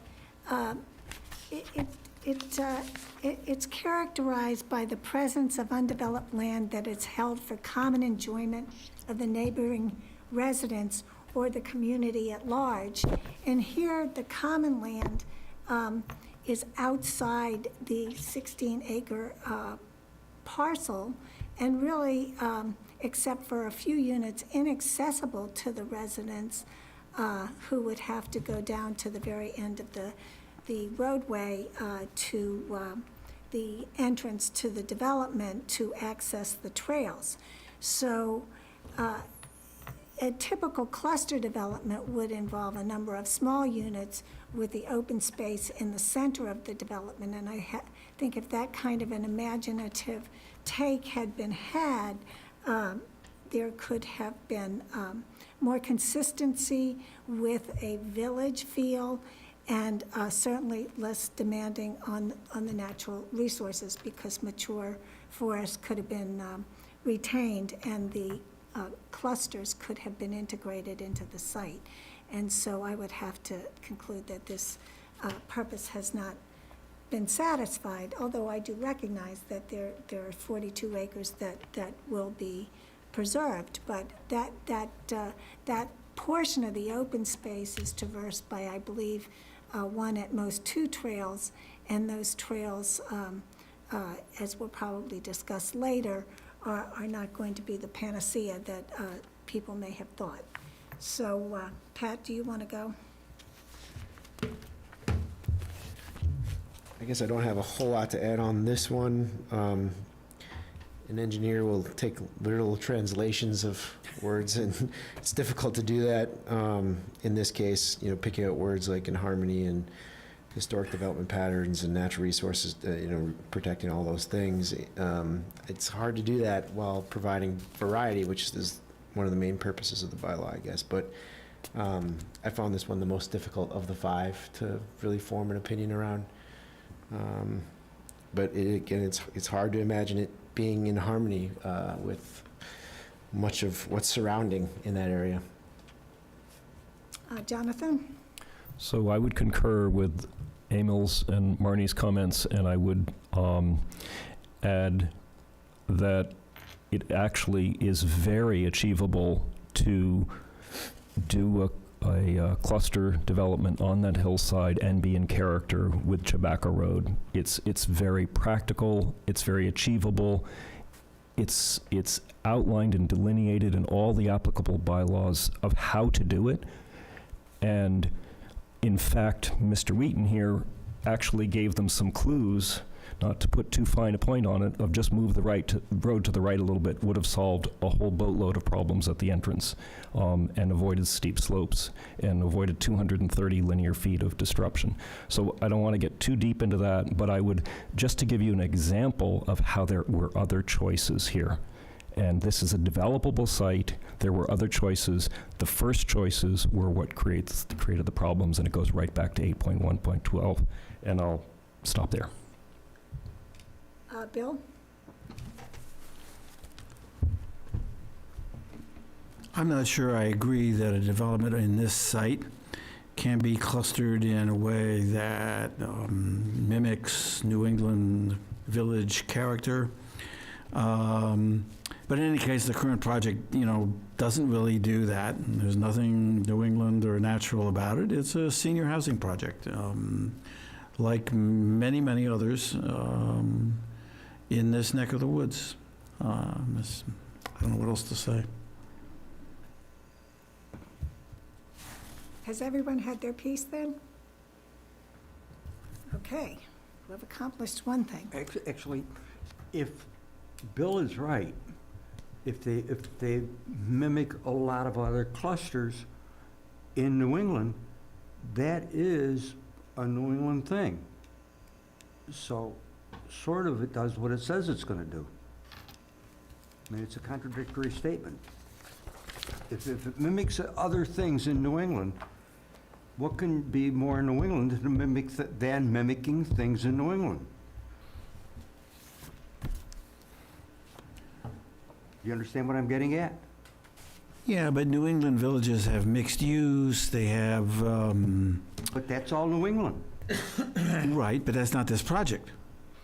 This project doesn't look like a New England village, doesn't operate like a New England village, doesn't function like a New England village. It's clustered as opposed to being spread out evenly on the land. But that's its only feature that is, anything like New England. In all other respects, it's not a, village like New England development. Okay, I understand. That's all right. I understand Okay, what you're okay. saying there, but what you said before was it was mimicking other developments in New England. That in and of itself makes it a New England type project. If they're in New England, they gotta be Yeah, but New England. this is referring to New England historical. I understand what you're saying. I mean, you can't but say that- because there have been so many buildings like this in town that now this development has become part of New England character. I'm not really, that's not true. This style of development, there's, a dozen or two around the Boston area. I'm not sure that I would say, therefore, the New England character has changed. It may have. Well, all right, that's your view, wouldn't be mine. Pardon me? That's your view, it wouldn't be mine. Okay, Okay. our intention was not to debate the different viewpoints here, and Sorry about obviously, that. there is a difference of opinion here. So now we will turn to the findings set forth in 8.2.31, 1 through 7. And in this circumstance, as Rick noted, we will go through the findings sequentially, and each member will do that. We won't. Madam Chairman, are we doing just those 7 findings, or are we going to pair them together with the special permit Well, findings? I mean, in other words, are we going to spill out everything, or are we going to do?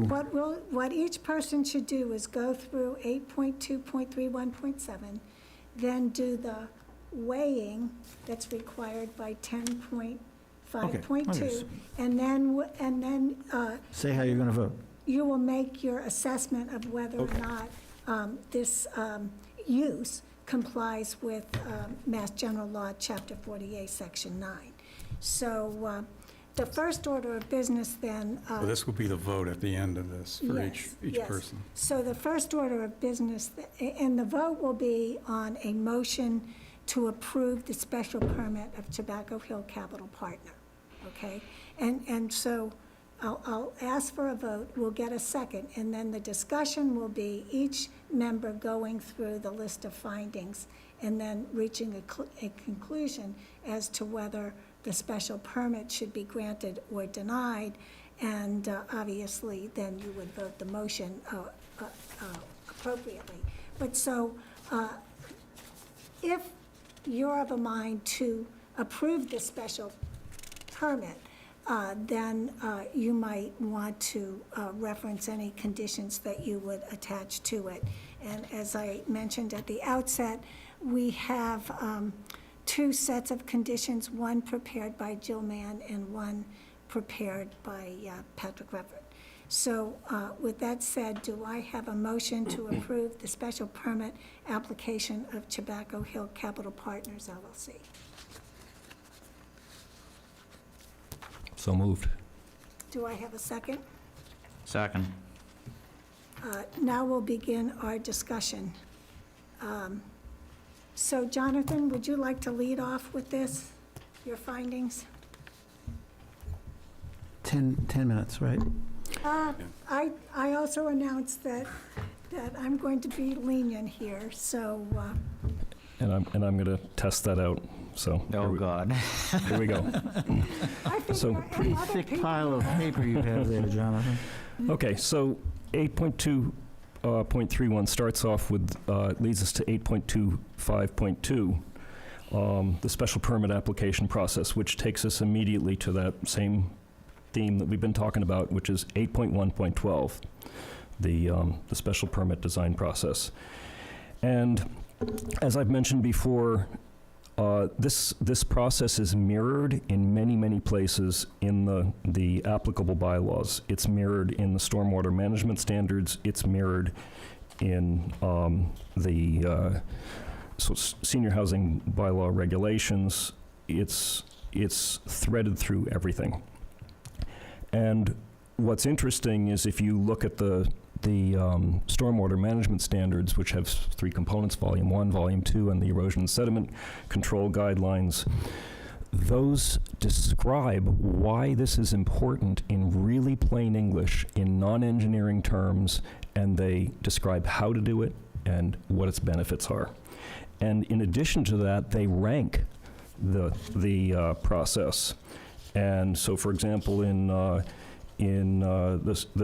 stormwater management standards, they rank environmentally sensitive site design, which is 8.1.12, over the other two components, which are source control and structural BMPs. So, Can I just? and this is all tied in through 8.2.20. Hold on. I just want to get clarification that I'm following the guidelines here, so I apologize for interrupting. Sure. 8.2.31.1 is compatible with adjacent land uses. Actually, what it is there's a first. I just want to make sure I'm on the right. Jonathan is referencing the prefatory language in 8.2.31. Which I just want to make sure we're. There's 8 components to this. I just want to make sure we're on the same page, so you're referencing 8.1.16 special permit general design standards? No, I'm referencing the 8.2.31 starts off with some preparatory language. So, and it requires us to go, in addition to the criteria set forth in section 8.25.2, then in addition to that, it says, and then do the findings 1 through 7. So there's 8 findings in that section. Okay, It's not just 7, it's 8. go ahead. Okay. Would it be helpful, I'm sorry to interrupt, Jonathan, but it might be helpful if I read for Rick's benefit 8.2.25? Go for it. 8.2.25 is the senior housing special permit application process, and I'll only read the relevant portion. It says if an application contains an open space element, then the requirements of 8.1, open space and farmland preservation development, pre-application conference, and special permit design process shall apply. Following the conclusion of this procedure, an application may be filed as set forth below. Right, so that's why I was a little confused, because this references the design guidelines specifically. What you just referenced is, and what we've talked about throughout this process is, and from the beginning is, does it comply with the OSFPD Special design process, design guidelines? design process. Design yes. process, yes. So Wait basically. a minute. This is one of my issues, too, and maybe this is a point to seek some clarification, Yeah, I'm just Okay. trying to get some clarity. which is the way our planning board findings seem to say is that the special permit applicant has to abide by 8.1.12, the process. Has to go through a set of steps, identifying natural resources and so on. Doesn't say anything about the outcome of that process. Just has to do the process. Now, if you go to, hold on one second. If you go to 8.116, that is, for example, design practices. Design. That has to do with, how you actually are going to build the project and design it, okay? And I'm unclear whether our senior housing bylaw only requires that the petitioner go through the process, that is 8.1.2, and after that, he can do whatever he wants. He doesn't have to use any of the design practices, okay, that are referenced in 8.1.16.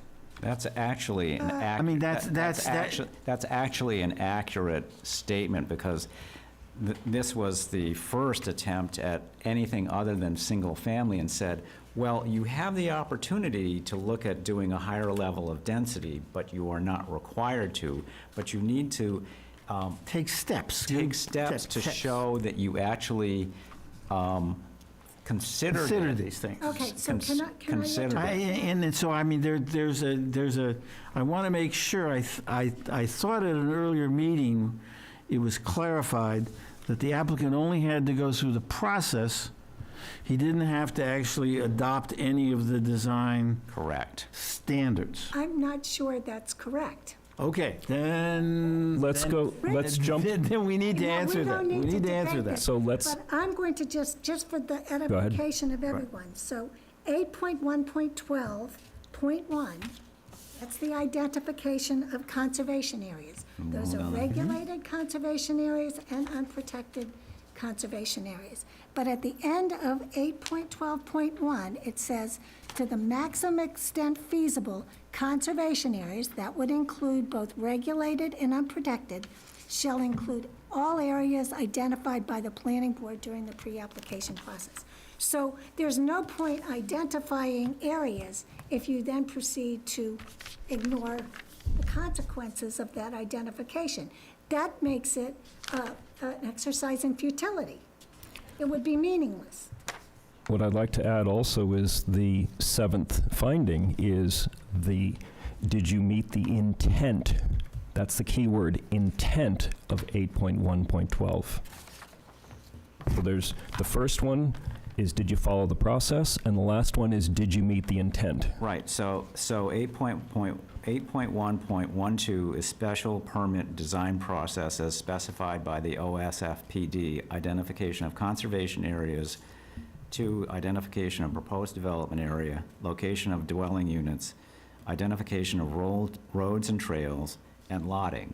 Is that right? That's right. Okay. Yep. So wouldn't, and that's the specific reference within the senior housing bylaw, is that the applicant should go through this special permit OSFPD design process.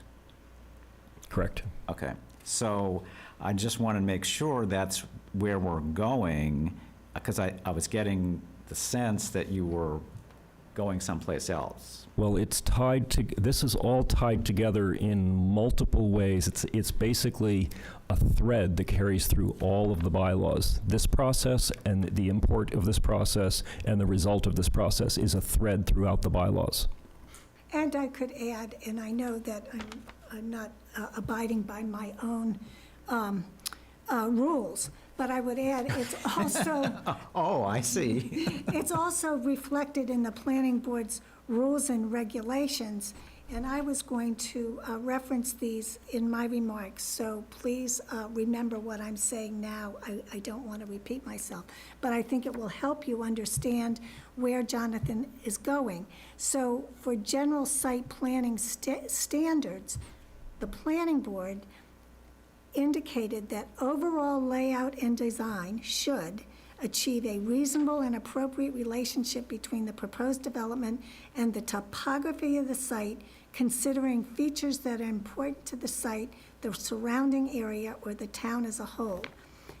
And it goes further. Natural features such as topography, streams, mature trees or clusters of trees, slopes, natural drainage areas, views, vistas, and historic or archaeological features should be treated as fixed determinants of road configuration and building envelopes rather than as elements that can be changed for a particular development scheme. And just clarification, what was that section? I just want to make sure. It's the planning board rules and Okay, thank you. regulations. And, Got it. And I will also indicate, just for clarity and to be fair, the planning board rules and regulations indicate that shall is a requirement and that should indicates a local priority that the applicant is expected to meet through all commercially reasonable efforts.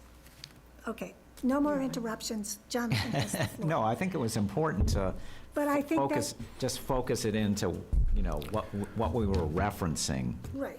So, I mean, I'm not a lawyer, okay, but the way that the senior housing and the open space bylaws are integrated, to me, still seems to say that the developer has to go through the process, and it would be really nice if he did some of the design standards, but he doesn't have to. Well, I think that I mean, it just, I think that interpretation would render the provisions of the senior housing bylaw meaningless. I mean, it would weaken them. It would certainly weaken them. It would say, well, you can go through the process, but then do whatever you want. Well, And our I rules believe are- I put this question, Patrick, did we not put this question to the town council? I don't believe we did. No, I don't believe we Well, did. then, But Bill, maybe we should. I just read the rules and regulations that are, I understand the rules and regulations. they're interpreting these provisions. I understand it, and 8.1.16 is really powerful because it says the developer shall do each of these things. Which number are you reading? 8.1.16, the design standards, and it says the design standards shall apply. Oh. So that's a directive that's very powerful, but I think back in the senior housing bylaw, we didn't want to require that, so we said, well, you don't have to meet that, all you have to do is go by the process, 8.1.12. I think the reference is only to two sections in the 8.1.12 is one, but the other is the pre-application meeting, am I correct on that? yes.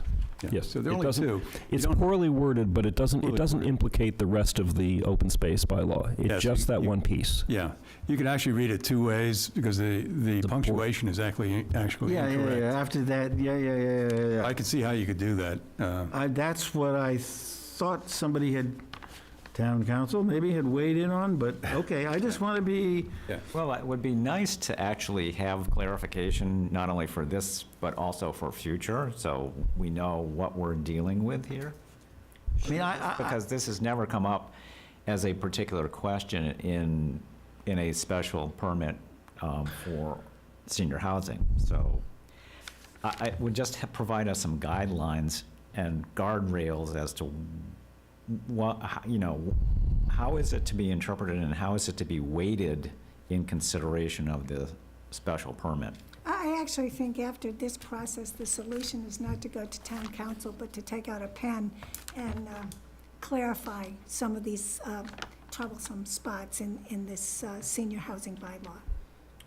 Okay, but I think Bill is not convinced. If we're going to try and clarify, we need town council's advice. I think that it would be ill-advised at this point to stop these proceedings and await town council. And if Bill, if you can be sanguine in relying on the planning board rules and regulations, I think they flush out what is expected with respect to the special permit design process. Just a quick question is, do the rules and regulations trump the actual bylaw? That would be a town council question also. I think we need to know that. I disagree with you. Well, I'm not sure that they trump the bylaw, but they explicate the bylaw. And the bylaw, 8.2.31, says demonstrate compliance with the special design permit process. Right. But the process has to lead to an outcome. It says compliance show. but wait, now in deference, in deference to Marnie, 8.2.317 doesn't reference which part of the open space preservation bylaw is to be regarded. It just says you have to be in compliance with the design process That says in special. section 8.1. Well, It doesn't say subsections under that, 12, 16, whatever. It just says you got to be compliant with the design process in 8.1. So that gives us a little more latitude. It does give us some latitude because. You see what I'm, I do, and I understand where you're going, and 8.1.16 does elucidate what's required by 8.1.12. So it's there for the, well, okay, then the if we're reference. gonna do that, if we're gonna include that, then we actually need to expand 8.1.127 to include a review of 8.1 through 8.1. well, we can't change the bylaw, okay? Yeah, no, I'm just saying, we've just expanded by your definition, then starting with 8.1.1, purpose, applicability, significant granted special permit, future subdivision, planning board regulations, permitted uses, pre-application conference, application procedures, source of data, density, concept plan, and design process, and open space requirement. I don't think we can incorporate the entire open space bylaw into. I know, that's why I'm, That's ludicrous. right, it is. Can I ask, But we do have one reference, and that's to the special design process. Right, Yeah, that's can I where ask, we started, that's where I went back to and said, okay, are we with the design process or not? And then it went much bigger than that, so I just trying to understand and contain the discussion so that we're actually on the same page with what we're actually talking about. Yeah, if I can ask Jonathan a question on this, because you mentioned there's an interconnection between, or a mirroring in a lot of the, in the stormwater management Yes, techniques or whatever, yes. and in other areas. If this is going to be a stumbling block for folks before, can you just speak using those, because they're part of the bylaw in terms of being, shall be included, you know, the Massachusetts Stormwater Management Yep. Plan. Right, if that's going to hang up people, that particular thing. Sure. 'Cause the problem is, I think the bylaws need to be corrected. So regardless of whether you want to find an entry point to 8.1.12 in the introductory remarks of 8.2.31, or you want to go to skip right to finding number 7, which says the intent, not the process, the intent, keyword, just the content of the special permit, no, the special permit application process. That's 8.1.12. That's 8.1.12, but the intent of it, not just, Well, no, did you, 8.1.12 is a special permit design process, not application process.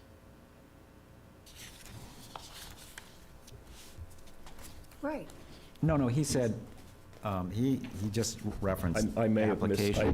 misspoken the, It's the design process. We need to be Design- clear on this. I just Yes. want to be clear. yes, I misspoke, and it's the special permit design process. I Right. misspoke. My apologies. Right. Shouldn't be application, should be design process. I just want to, I'm just trying to retain clarity so Yes. so I can follow where we're going. I agree, that's a error. So I want you to get on to your process. So are you going to be focusing on 8.1.12, the design process as called for in the 7 of the, whatever, I have to go back. It's- It would have been nice if 7 had 8.2.31.7. Yeah. referenced what section of 8.1.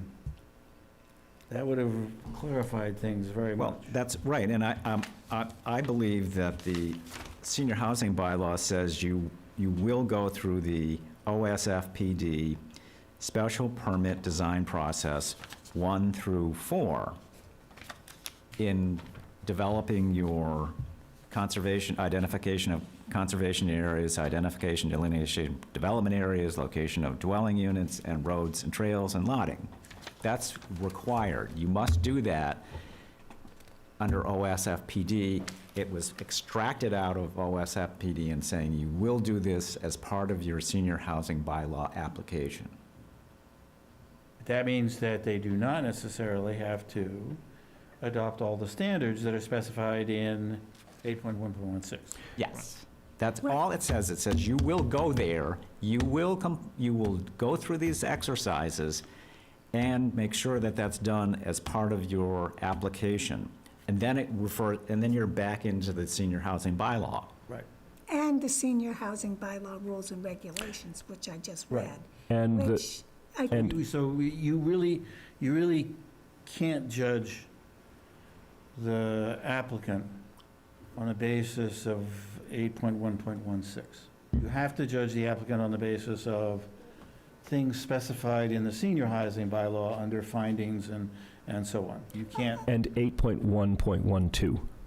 Yes, and I agree with Yes. that, and I think Yes. that at this juncture. Just 8.1.1, just that one. 8.1, the only part of the open space. law. Agreed, 100% agree, It's 8.1.1. 100% Let me agree. just say this, if we were to change any type of interpretation to include 8.1.16, that would be egregiously unfair to the applicant and to Right. the other participants who have not had an opportunity to address that. Agree. So I think we should move forward. Agree. Okay.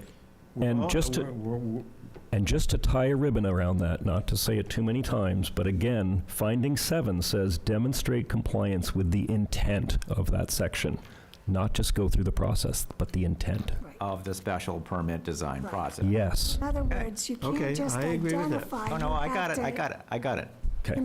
I got it. We're clear now. Use it. Okay. So it's bookended. It's at the beginning, it's at the end. You have to do the process, and you have to follow the intent of the process. And then it is mirrored in all of the other applicable bylaws and regulations. I think I've mentioned before, and the stormwater management is tied inextricably through 8.2.20 into the senior housing bylaw, and it's not just the peak stormwater runoff, but it's the other qualitative parts. Let me just get to it. Okay, so now we're into, wait a minute, 8.1.20, is that what you just read? I'm just saying that Just it's, saying. it's just, this is all tied together. This is the time when we need to look at the bylaws as a whole. No, I want to get the references straight, because this is going to be very important. Yes, it because is. we know this is going to be appealed no matter what the decision is. 8.1.20, I could be in the wrong No, reference. 8.2.20 8.2, is the linkage to the stormwater management requirements in the senior housing bylaw. we're And in there's three- OSFPD, right? There's 3 components to it. Senior housing. Oh, okay. 8.2.20. Okay, we're Which is- jumping around here, so I Which just is want- why I am tying the stormwater management standards and requirements that mirror 8.1.12 into this discussion. Okay, and what was the senior housing bylaw reference? Senior management and erosion control, right? Yes, Okay, 2.20. yes. Jonathan, so, proceed, and unless it's absolutely imperative that you have clarification, I think we should try and move this process along. I don't want to stay here till 11 o'clock, but no, but it would be helpful as you do reference specific sections that, and you have been, so I'm not complaining, that you give us time to turn to that section and understand where I you're would going. be happy to do that, and please, I will take your guidance. Just interrupt me if you need to Good. track it. Good, thank you. okay. Jonathan? So again, I feel this is important, and the reasons it's important is that, again, because there's been so many interruptions here, the whole process is supposed to start with that step. It's the first step in the entire process, 8.1.12, the special permit design process. Right. And it's the first step in the checklist of the findings. Yep. 8.2.25, first step. And yes, you have to comply with the process, and then it goes on, last finding is the intent. So it shows up bookending the entire project process and bookending the findings. It's there at either end, like a sentry. And again, it's repeated in the stormwater management regulations and standards in all 3 major components, Volume 1, Volume 2, and the erosion and sediment control. Volume 1 defines it and requires it. Volume 2 prioritizes it and says it's more important than BMPs. It comes first, not third. BMPs come third. So what I'm doing is I'm putting 8.1.12 into a context here. I'm doing actually what the applicant had urged us to do in one of the very first meetings, which is the bylaws should be read in their entirety as a whole in harmony with one another. And that's what I'm looking at. I'm looking at the big picture here. So, and the other thing is that these principles, basically it's environmentally sensitive site design is what it's defined as. If you look at 8.1.12 and then you look at the mirrored version of all of that in stormwater management standards, it's called environmentally sensitive site design. So I'm going to use that term now instead of saying 8.1.12. And if we need to pause and read all of that, fine, but I really feel like the board at this point should be familiar with the bylaws that apply to this project, not to put too fine a point on it. So in any event, it permeates these bylaws, this principle. So, and it's the first step in the design of this application. It's embedded in this process, and this is where the applicant would make critical choices about what form this development would take and how it would respond to this particular site. And the wording, particular site, uniqueness of the site's unprotected resources, again, that appears over and over and over again. I could sit here for several hours and just do references, and that's just not a good use of the board's time. In erosion sediment control, it's illustrated with pictures, so the process. So, and this first design step has very little to do with engineering, and everything to do with choosing the overall form of the development and how it relates to the particular site. So I'd like to quickly go through the that process, the 8.1.12 process. Now, I think we've touched on it before, but I'd just like to review it because it's germane, it's critical, it's the foundation for every decision to come. So the first step under 8.1.12.1 is to identify the conservation areas. And there's 4 parts to that. We talked in a previous meeting, there's a run-on sentence with 4 components to it. The first component is the regulated conservation areas. They did that, it's satisfied. That's all the wetlands and the buffer zones and the vernal pools and all those things. They did that, done, check. The next is unprotected natural landscape features, such as steep slopes, mature woodlands, prime farmland, meadows, wildlife habitats, wildlife corridors, and connections thereto. Well, they didn't do that. They didn't identify it. They gave us existing conditions contours plans, but that's not identifying it. Identifying it is saying, where are there steep slopes, where aren't there steep slopes? Emil provided that as a drawing. When we asked for it from the applicant, what they did is they gave us a gradient plan, which showed us from this grade to this grade is this color, from that grade, that slope to that slope is that color, from that slope to that slope is another color, and it never actually, when you looked at it, you couldn't say, okay, there's the steep slopes, there's the not steep slopes. And Emil's plan did that, their plan never did that. So they actually didn't comply with what's requested here, even in identifying the existing condition, much less the design. Now, okay, if you have a trained eye, you can read those contour plans, you can figure it out. And if we couldn't, Emil provided the plan. It exists, but the applicant didn't provide it. And steep slopes are defined. In the senior housing bylaw rules and regs, they're defined at 15%. In the mass erosion and sediment control guidelines, they're defined as 18%. And yeah, that's pre-construction, but that's still, the point remains, if you disturb an 18% slope, you're still disturbing a steep slope. It doesn't matter whether it's pre-construction, during construction, or after construction, 18% is a steep slope.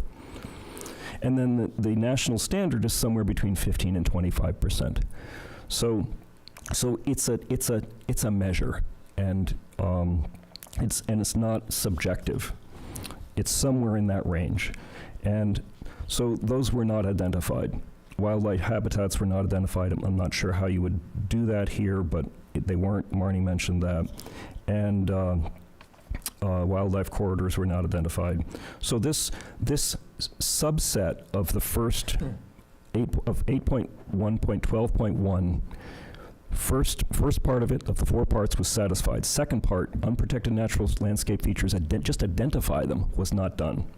The next thing is cultural features, which is historic and archaeological sites and scenic views. Well, I would categorize the fact that the Chewbacca Road's designated as an official scenic road as part of this. You maybe debate that, but I say scenic views, scenic corridor, scenic road, same thing. So it wasn't identified. I found out as a surprise partway through the application process that it was designated as a scenic road. I didn't know, because the applicant didn't present it. So, excuse me, where did you find out that it was? It was brought up at meeting 7 or something like that. Okay. Just 6th or 7th meeting, just before they presented the entry design. It was brought up, I think. So they told us that? No, I think it was brought up maybe by a public commentator or something. I don't remember. Or maybe we learned it. Maybe we learned it when they were going to pave Chewbacca Road. Maybe that's when we learned it. But it was a mystery to me. The main question is it true? Is it a state scenic road? It is a scenic. It's a Hamilton designated scenic road. Okay. Because So to me, that fits this cultural features part, scenic views, scenic road. So, and they didn't identify it. So that's the third part of this identification process. And then the fourth part is recreational features, such as established trails used for horseback riding, walking, and cross-country skiing. Well, this, again, we're just identifying. We're not designing around it yet. We're just identifying. So, and it would appear in the process that this was an afterthought. when we showed up at the site visit, I offered a map showing all the existing trails and the connectivity of that. It was dismissed and disregarded. Yeah, because they're not legal trails. What the bylaw says over and over and over again is if there are existing trails and you're going to do an open space component to it, you have to evaluate the existing trails and to the maximum extent possible Not connect legal them. trails. I know they're not legal trails. It doesn't matter. The bylaw says if there are... I know, but let's be Okay, we'll skip cognizant past of that. facts. We'll skip past that. It wasn't a legal trail for the public to use, but the bylaws say if there are existing trails and you have an open space component, you need to link them. If they're not legal trails, they're not trails. Anyway, I think we let's should- go. Let's keep going. Okay, then you can dismiss that part. So, okay, so if that's not applicable, then they complied with 1, 2 they didn't comply with, and the third one's not applicable. So, so that's the identification process. So then after the identification process, the next step is to identify and delineate the proposed development area, and to the maximum extent feasible, the proposed development area shall consist of land outside the identified conservation areas. So this here says maximum extent feasible. All the other supporting bylaws say should, shall. Not a fixed, Marnie meant it's not a fixed, it's meant to be a fixed element that you work around. You're not meant to move it. There's all different verbiage around this, but it's very repetitive that you need to at least acknowledge these features. Can I stop you for a second? Sure. Some of those terms are not, like should is not the same as shall. Shall means you must. Totally understood. Totally understood. We're trying to proceed without interruption. Okay. But in any event, this is reiterated again in all of the applicable bylaws, and there's many, many, many references to this, that these are elements to be integrated into the design, and it's again reflected in the stormwater management.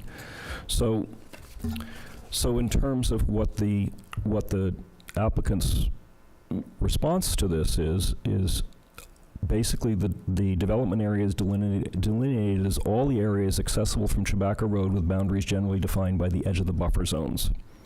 No unprotected landscape features, cultural features, or recreational features were identified or preserved within the proposed development area.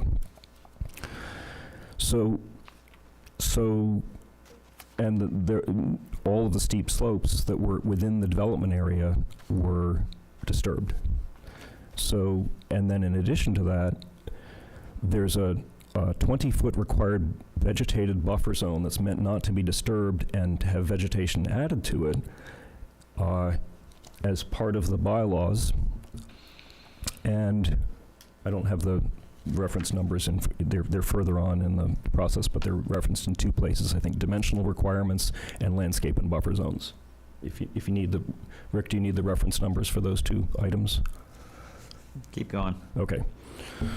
So, as I've talked about in the past, there's 230 linear feet of disruption on Chewbacca Road. There's 180 linear feet on the south slope in this 20-foot buffer, 350 on the east slope, for a total of 760 linear feet of total disturbance. If you just take sort of a reasonable guess at what a reasonable curb cut disruption might be, say it's 50 feet.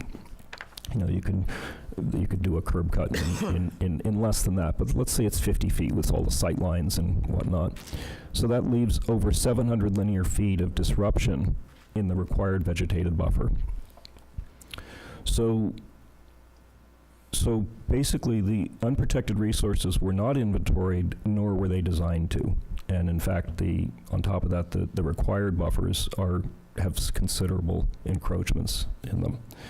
So therefore, I find that under 8.1.12.2, that the application does not comply. So then it goes on to the location of dwelling units. And it calls for the location of the dwelling units should account for proximity to common open space and other amenities, including community buildings for use by the residents. And Emil has talked about the lack of connection to the open space and the lack of community space. So I'm not even sure how this applies, because they don't even have some of those components in here when, you know, they really are part of a cluster housing development. And then the location of the dwelling units in relationship to the open space, access to the trails, it is not particularly accessible. And I believe the bylaws also mention this in a few different ways as well, but I don't have the reference written down here. So, and then the proposed open space, like I say, is not particularly accessible, but the actual open space is predominantly small, unusable lawns with steep pitches. So there's no meaningful communal gathering spaces as proposed. So with 8.1.12.3 here, the location of dwelling units, I find that it does not comply with the intent of that piece of the design process. So the fourth step is the design process is to identify and delineate the approximate locations of roads, trails, and roads shall be aligned to access the dwelling units, and the layout of new trails should anticipate internal and external connections to existing or potential future roads, trails, and sidewalks. Now, again, I would say that the application is including an open space component with a trail system, so it's part of the discussion here, and the roads and trails, in terms of the connection from the roads to the trails or the units to the trails, is again not particularly accessible. And then in terms of the road layout, because they didn't look at the steep slopes that are on this property, and they just sort of when you disturb a steep slope, it doesn't go away, it just moves to another location, and that's sort of a key component here, a key theme that's going to show up over and over again. So because they disturb steep slopes and then they try to put roads on the steep slopes, what we end up with is 400 linear feet of roads and sidewalks that are at 10% slope, which is the limit for secondary roads and exceeds the 12% ADA handicap ramp slope, which is legal but not good practice per peer review comments and per common practice. So, and then because they disturb steep slopes and everything is pressed against the adjacent perimeter steep slopes, the trails are all hard against riprap and embankments and septic access road and going through rain gardens, but I'm going to talk about that a little bit further on in findings. So basically, by ignoring the identification of steep slopes, the roads and trails have been access to them, and the slope and usability and the safety of them has been compromised here. And I find that as far as the delineation of roads and trails in response to the specific site conditions here, as per 8.1.12.4, does not comply with the intent of this piece of the finding. So we put all those four pieces together, and the last piece is lotting, which is not applicable here. So we put those four pieces together, and in summary, I find that overall, in terms of the process of following 8.1.12 special permit design process as the first step, the application did not comply. So Now I move on to 8.2.31.1, finding 1, compatible with adjacent land uses, character of the neighborhood. So there's quite a few references that come into this category. And because we're really asked to look at the whole bylaw in its entirety and in harmony. So 8.2.16, building and design standards says consistent with neighborhood it's in. I've already mentioned the site design replaces 230 feet of frontage disruption with a number of things that are out of character with Chewbacca Road. I won't repeat those. Those were from previous meetings. We've got 2-to-1 embankments and severe site conditions visible further up the hill with units stacked one above the other, not in character with a neighbor. Units 1 and 2 are visible from the right side of the rain garden on Chewbacca Road and have 16 to 18 vertical feet of riprap in front of them, and Unit 2 towers over Unit 1 by a full 2 stories. And all of this will be visible to the right of the vegetation that's placed in front of the rain garden. As I've mentioned before, I have photographs of looking from Chewbacca Road at the stakes of the edge of disturbance area, and it's fully visible. So riprap will be visible, the units will be visible. This is not in character with Chewbacca Road. I just mentioned previously 8.2, it's 8.2.15 dimensional regulations and 8.2.22 setbacks and buffers. That's the 20-foot undisturbed buffer area. I mentioned the amount of disturbance there, so that again affects this finding. 8.2.13.2, minimizing disturbance, says minimize lawns. Well, this application has many new lawns with 2-to-1 slopes, which are meaningless as outdoor spaces and actually create both environmental and safety considerations. And the stormwater management standards support this concern. As other board members have mentioned, and I have mentioned before, the applicant's comparison of the village at Magnolia Shores with 44 units on 50 acres compared to this application, which is 50 units on 14 acres, is not a reasonable comparison. And it really violates the sensitive environmental areas and the scenic road by using the same building typology from Magnolia Shores and forcing it into Chewbacca Woods. That goes against the principles of environmentally sensitive site design per applicable bylaws. So the design is imposed onto the site rather than integrated into the site. And again, as I've mentioned, there were many other ways to develop this site. So virtually all of these issues stem from the first step, environmentally sensitive site design, which is embedded in 8.1.12. And this is a design issue, not an engineering issue. And I gave the example, if the entry road had been moved to the right per board's suggestion, obviously that would have shuffled some other things, rain garden and other units, but just moving that road to the right and avoiding some of those steep slopes would have completely changed the amount of disruption that the proposal on the frontage would have required. So therefore, as far as compatible with adjacent land uses and character of the neighborhood. Hold on. Yep. Zoom meeting just checked out. Okay. Who? Whatever. The last time this happened, they didn't disappear. They were still on, and somebody texted, so maybe if we watch texts and see if somebody announced that we can't see them, watch the text and see if they say, we can still see you. I can still see you. Corey. Hello? Corey's saying we're still live, Oh, okay. just not. Shall I hold or continue? Yeah, go ahead. I Okay. just wanted to.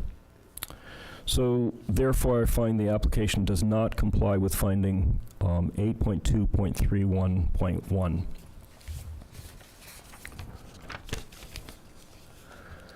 Finding 2, 8.2.31.2, impact. Mitigate impact to abutting land and natural resources by reason of air, water pollution, dust, noise, vibration, and stormwater runoff. So it doesn't specifically mention lighting, but I would call that if there's light spread or light pollution. That's another form of pollution, so I mentioned that first.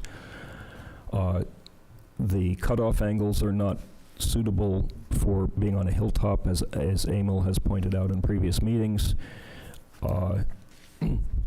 And placing the development on top of the hill and pressing them hard against adjacent steep slopes with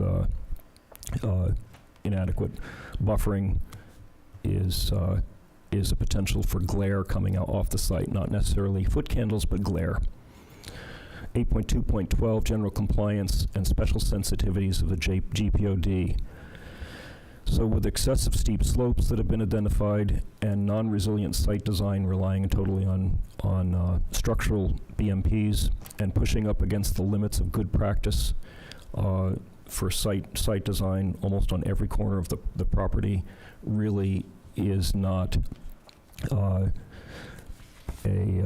mark of special sensitivity of the GPOD. So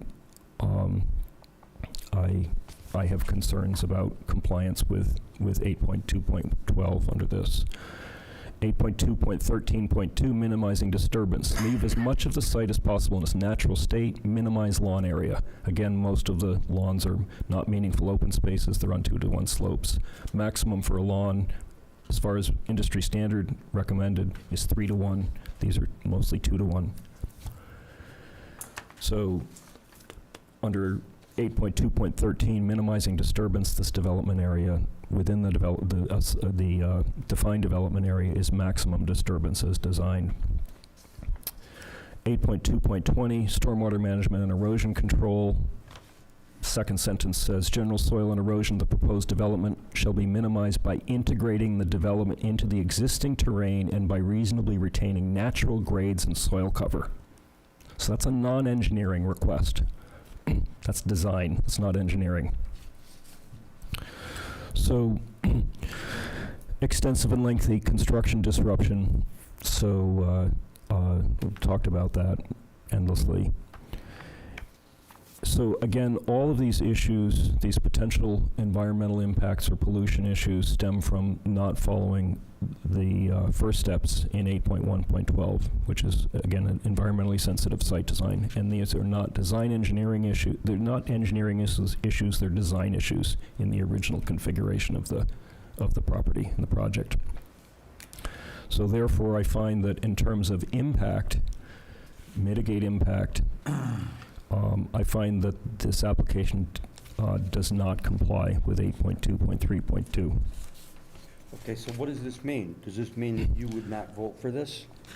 So finding three, safety. Okay. Provide safe and convenient access to the site from existing or proposed roads to proposed structures thereon, with a particular reference to pedestrian vehicular safety, traffic flow and control, and access in case of fire and emergency. Excuse my voice. 8.2.19, site access and road design. Planning board to pay special attention to the suitability of the location of the site access road relative to abutting properties. So again, I've mentioned that the 230 linear feet of disruption is from the choice of where they put that road. In addition to that, there's a 10% slope on the sidewalk and road very near the entry. Again, not good practice for senior housing. Legal, but not good practice.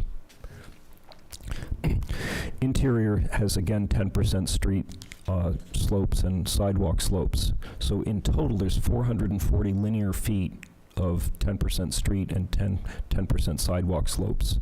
Again, not good practice for senior housing. Peer reviewer agrees with sidewalk concerns. There's 2-to-1 grass slopes between buildings and between front yards and backyards. These create fall risks. I've talked about these before at previous meetings. Whether it's wet, icy, dewy, snowy, or wet leaf conditions, this can create a fall hazard for even able-bodied individuals, not just those who want to age in place. 20 to 24-foot sheer ledge condition at entry. There's a virtual ramp access at each end of that condition, and a concern would be it makes an attractive nuisance for pets, visiting grandchildren in terms of a fall hazard. Plus, there's no guarantee that there will not be falling rock or falling ice hazards over time. Riprap in backyards could be an attractive nuisance. If somebody walks on riprap, it's not very safe. You might not be, it might not be mortal, but you could certainly break an ankle walking on riprap, and they're immediately behind backyards and easy to walk around the fence. Again, an attractive nuisance. Ice melt requirements. For safety due to steep slopes, there's significant ice melt requirements to maintain safety, and that's in direct conflict with the protection of water resources. So we have two things in conflict of each other because of the steep slopes. So yet again, all these issues stem from the first step requiring environmentally sensitive site design. Again, all of these issues stem from 8.1.12.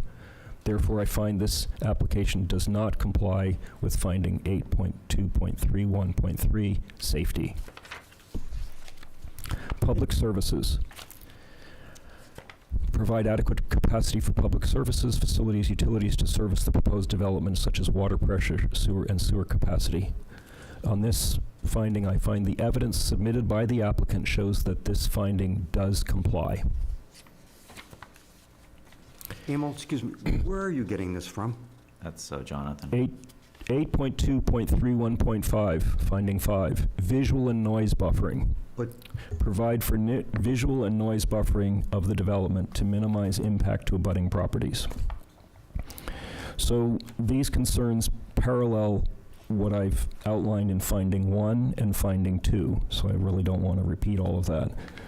And again, in terms of visual buffering, I've mentioned that 8.2.15 dimensional regulations and 8.2.22 setbacks and buffers call for the 20-foot undisturbed buffer, and this has over 700 linear feet of disturbance around the edge of the site, replaced with 2-to-1 planted embankments. 8.2.13.2, minimizing disturbance. Leave as much of the site as possible in its natural state, minimize lawn. Again, development areas, maximum disturbance as designed. 8.2.20, stormwater management. Integrate the development into the existing terrain and reasonably retain existing grades. So again, by not following this, we have issues around the edge of the development in terms of visual and noise buffering.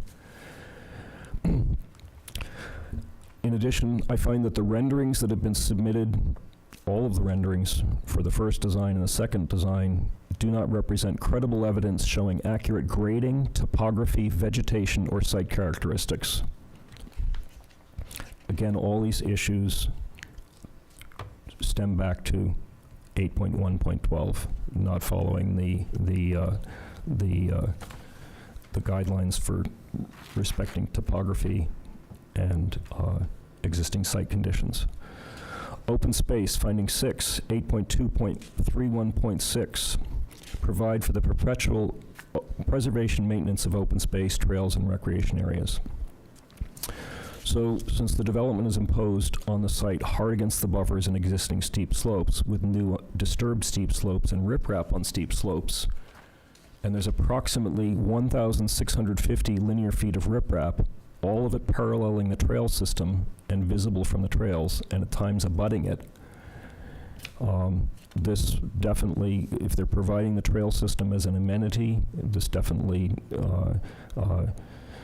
reduces the value of that trail system. In addition to the 230 linear feet of disturbance at the frontage, there's other areas, again, I mentioned in the 20-foot buffer, and many of these are abutting the trail system. So you have a 2-to-1 disturbed replanted slope abutting a trail system. And then the trails combined with the septic service road in some sections. And so therefore the trails and open space outside the development area, which is intended to be an amenity to the development, really has been, in my estimation, devalued. So again, these issues stem from environmentally sensitive site design, not following those principles from 8.1.12. So therefore, I find that the application does not fully comply with the findings under 8.2.31.6. So finding 7, we're back around to 8.1.12, special permit design process. And this one, it says demonstrate compliance with the intent section 8.1.12. So I don't think I need to repeat all of that information. I think that I can just sort of summarize that the process of delineating these non-protected resource areas and then designing to them was not followed. And again, the majority of the issues, the majority of the deficiencies on this project are as a result of not following that process. It's where all of the steep slopes and tight site conditions emanate from. There were many other options for how to develop this site, and the applicant chose a particular form and put this form in the development area, and the bylaws do not say to delineate the protected resource areas and then do whatever you want with the rest of the site.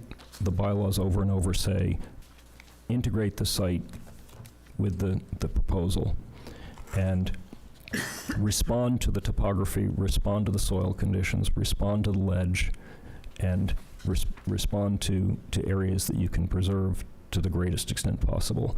And these areas weren't identified, and there was no attempt to incorporate these forms into the design proposal. So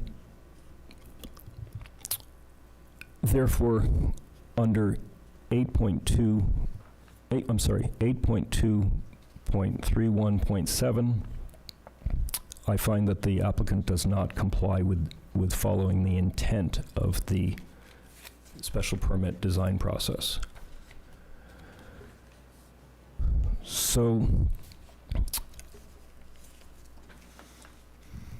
I want to note that when read in their entirety as a whole and in harmony with one another, just as the applicant's attorney has urged us to do from the outset of this application, these regulations, standards, and bylaws requiring environmentally sensitive site design are specific and clear and practical. They are not aspirational, they are not academic, they are not subjective.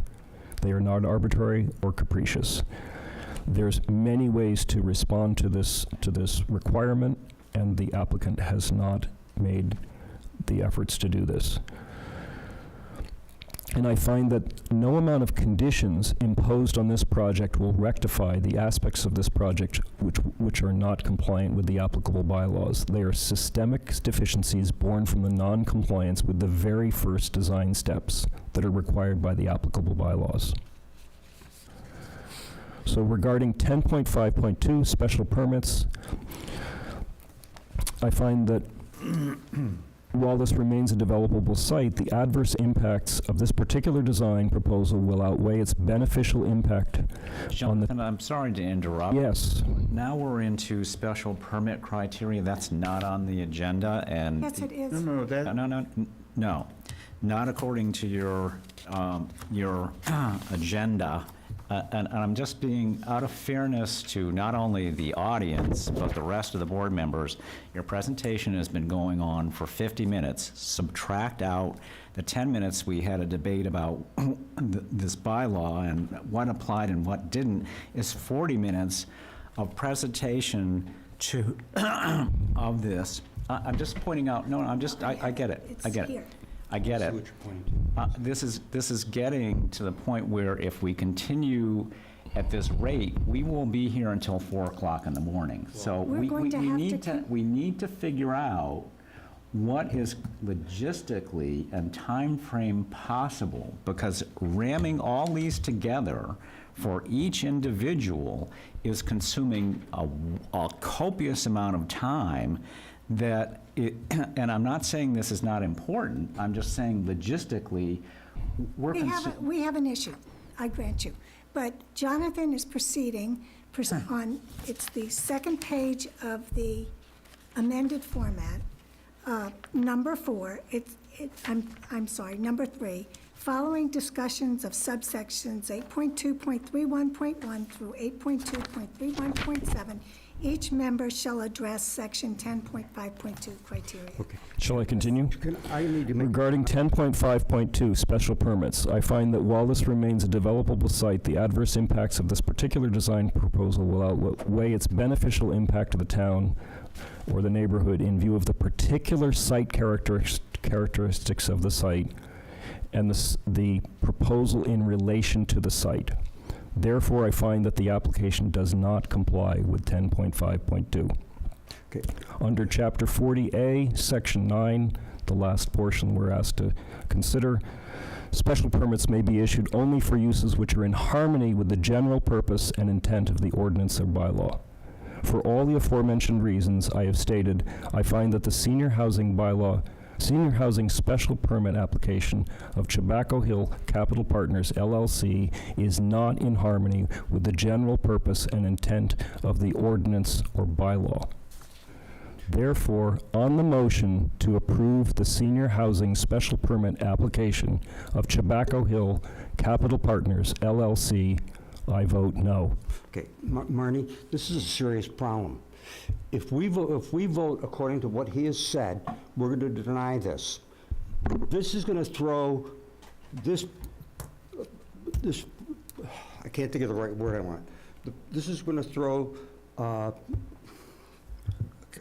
sorry, I'm blocking the word. These people in, to take us to court, going to be a considerable expense to defend the town. We're going to waste a lot of time. We're going to waste a tremendous amount of money. Excuse me, Richard, the threat of litigation does not appear in the senior housing bylaw. It is not one of the considerations that we can Can they undertake. not take us to court? It's up to them. We are obligated to follow the bylaws. Okay. And each member, But they're not here. They can't respond. Richard, I have to ask you to stop. They're not will. entitled to respond. Bill, would you please proceed? I'll proceed. Marnie, can I just ask one question? I'm sorry, just a procedural question before you jump on. I think we should wait to have folks, well, I recommend the board wait to have folks actually vote until everyone has said their piece.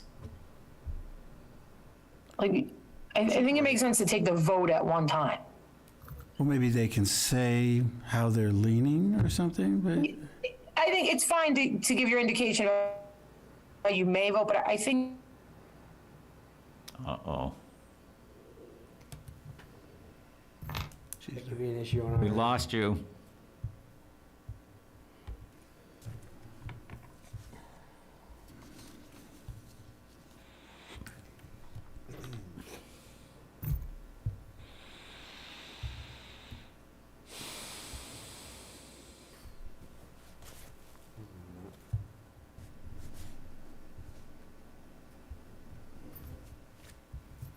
Patrick, can you figure out what the problem is here? Well, we're still moving. Corey looks like he's still moving. Robin, I think, is... Disconnected. Maybe it's Robbins.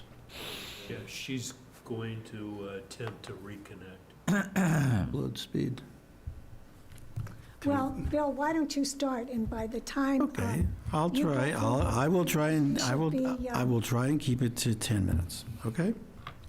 So I'll start off with the findings. I find that the project is not at all compatible with adjacent uses and the neighborhood. The reason is that the project is just enormously over-engineered.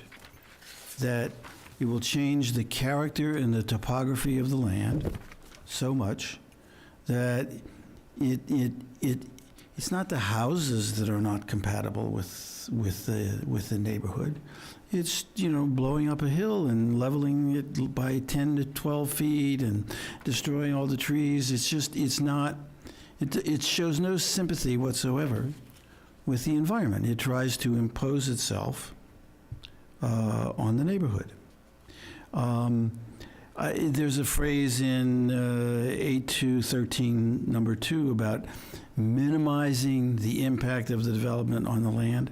This development is just the opposite. It maximizes. It does the most change, the most alteration to the landscape that anyone could possibly imagine. It does not use low-impact development techniques. It uses maximal impact development techniques. This doesn't, and this is not a feature of the housing units. Jonathan's talked a lot about the internal arrangement of the units. It's just the nature of, you know, taking 16 acres and blowing it up with trucking away 4,000 loads of stone. That's an incredible amount of area that's being destroyed. So, you know, in that sense, the whole neighborhood has changed, and not for the better, but the worse. So there is a real impact of the development. On the second point, the main thing that happens during the blasting that I can see, which has a huge impact, mitigate the impact by noise, water pollution, and so on. The development doesn't do that. The state standard for construction noise is an increase of 10 decibels. Between the rock crushing and the trucks and the blasting, the decibel level is going to increase in that area for a year or two, depending on the phasing, by 5 times that. So there's nothing in the project that mitigates the impact to the abutting land. Because it's so extreme in terms of engineering, it's maximizing that. Now, point number 3, convenient access. Here I have a real disagreement with the engineering studies that have been proposed. There are currently 17 houses that get access off of Tobacco Road. After this project, there will be 67. That is a 350% increase in the number of houses using Tobacco Road as their only access measure. Now, in the transportation study, and I'm afraid our engineer went along with it, they said there would be minimal increases in traffic flow on the order of 30%, 50%, coming in and out of Tobacco Road onto Essex Street. That is just patently insane. I don't know. I mean, I actually, for the first year of my professional career, I worked for the California Division of Highways. I know how traffic generation models work. I know the ITT standards. What they're doing is they're taking some standard for senior housing nationally or in some other area, and they're applying it here and saying, oh, these people aren't going to travel. They're not going to travel, their travel rate per housing unit is going to be like 1/10 of the people that are already there. You're going to increase the number of units by 300%, but if you say these people are never going to travel, then you come out with a 30% number that they say. I actually think that the people in these units, remember there's 2 garages. Not every house on Tobacco Road has a two-car garage. There's the level of affluence suggests these people are going to have 2 cars and drive them a lot. I think this development per unit is actually going to generate more travel per unit than the existing residents. Okay? So I'm throwing out that study completely. That would have to be redone. Number 4, development seems to provide adequate sewer and water services. I agree with that. 5, I have a lot of problems with. The development is going to remove a whole forest of mature trees, which currently provide a buffer between that area and 133 and between that area and Tobacco Road. They're going to remove most of those. And what they're going to do in their place is create 4 to 8 feet of crushed stone, and they're going to put some soil on top, and they're going to dig out the crushed stone for young little trees to sit. And I'm not convinced that 5 years from now, 10 years from now, there's going to be anything like the visual buffering of the site that currently exists. I just don't see that as possible. So I'm saying this project really does not provide visual buffering from both Essex and Tobacco streets. Finally, on number 6, it does provide for adequate open space and trails. It actually makes an improvement. So I've got sort of 2 negatives and 3 positives in that connection. Now let me move on to 10.5.2. The development does not meet Excuse me, did you do 10.5 point, I'm sorry, number 7. Number 7. I mean, here I go back to my issue, which is it's debatable, in my view, whether they applied the process as completely as they should have. But they're certainly not abiding by any of the recommendations on design standards, but I think the way our bylaw is written is we can't enforce that. If they did even a reasonably close job to following the process, then they've met that. Even if they haven't adopted any of the design standards that are in 8.1.16.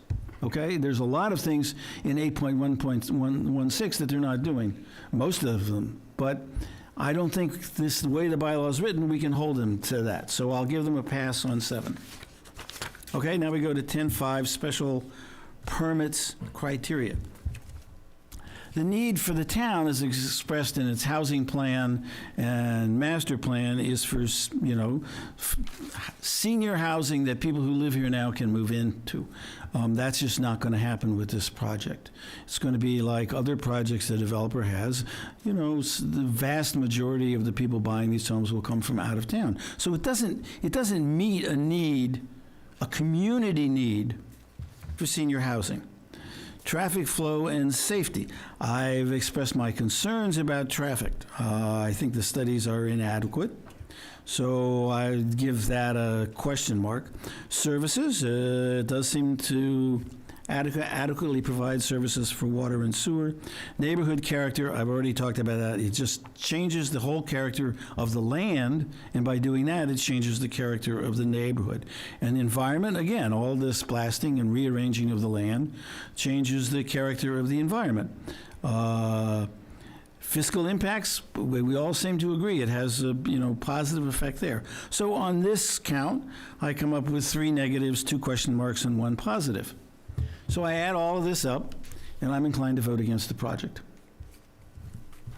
well, you would. Did I stay within 10? That was good. Was good. Close. You have to address Chapter 48, Section 9. That was your amended format. It's in that. Jonathan, if you could share that with you. Bill, if he doesn't have it. Chapter, that's not in this abbreviated list. What is it? What is he missing?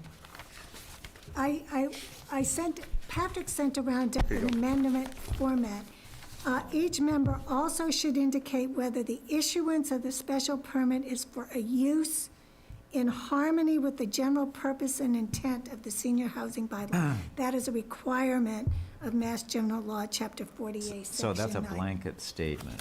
No, that is something that Robin Stein indicated at the No. last meeting. I'm just saying, are you asking We have to. at the end of going through We these- have to determine that. You have to say. I would yes, the then, use I understand, is in I understand. harmony, Or no, it's not. Okay, I just understand. wanted to understand. Yeah. Okay, I understand.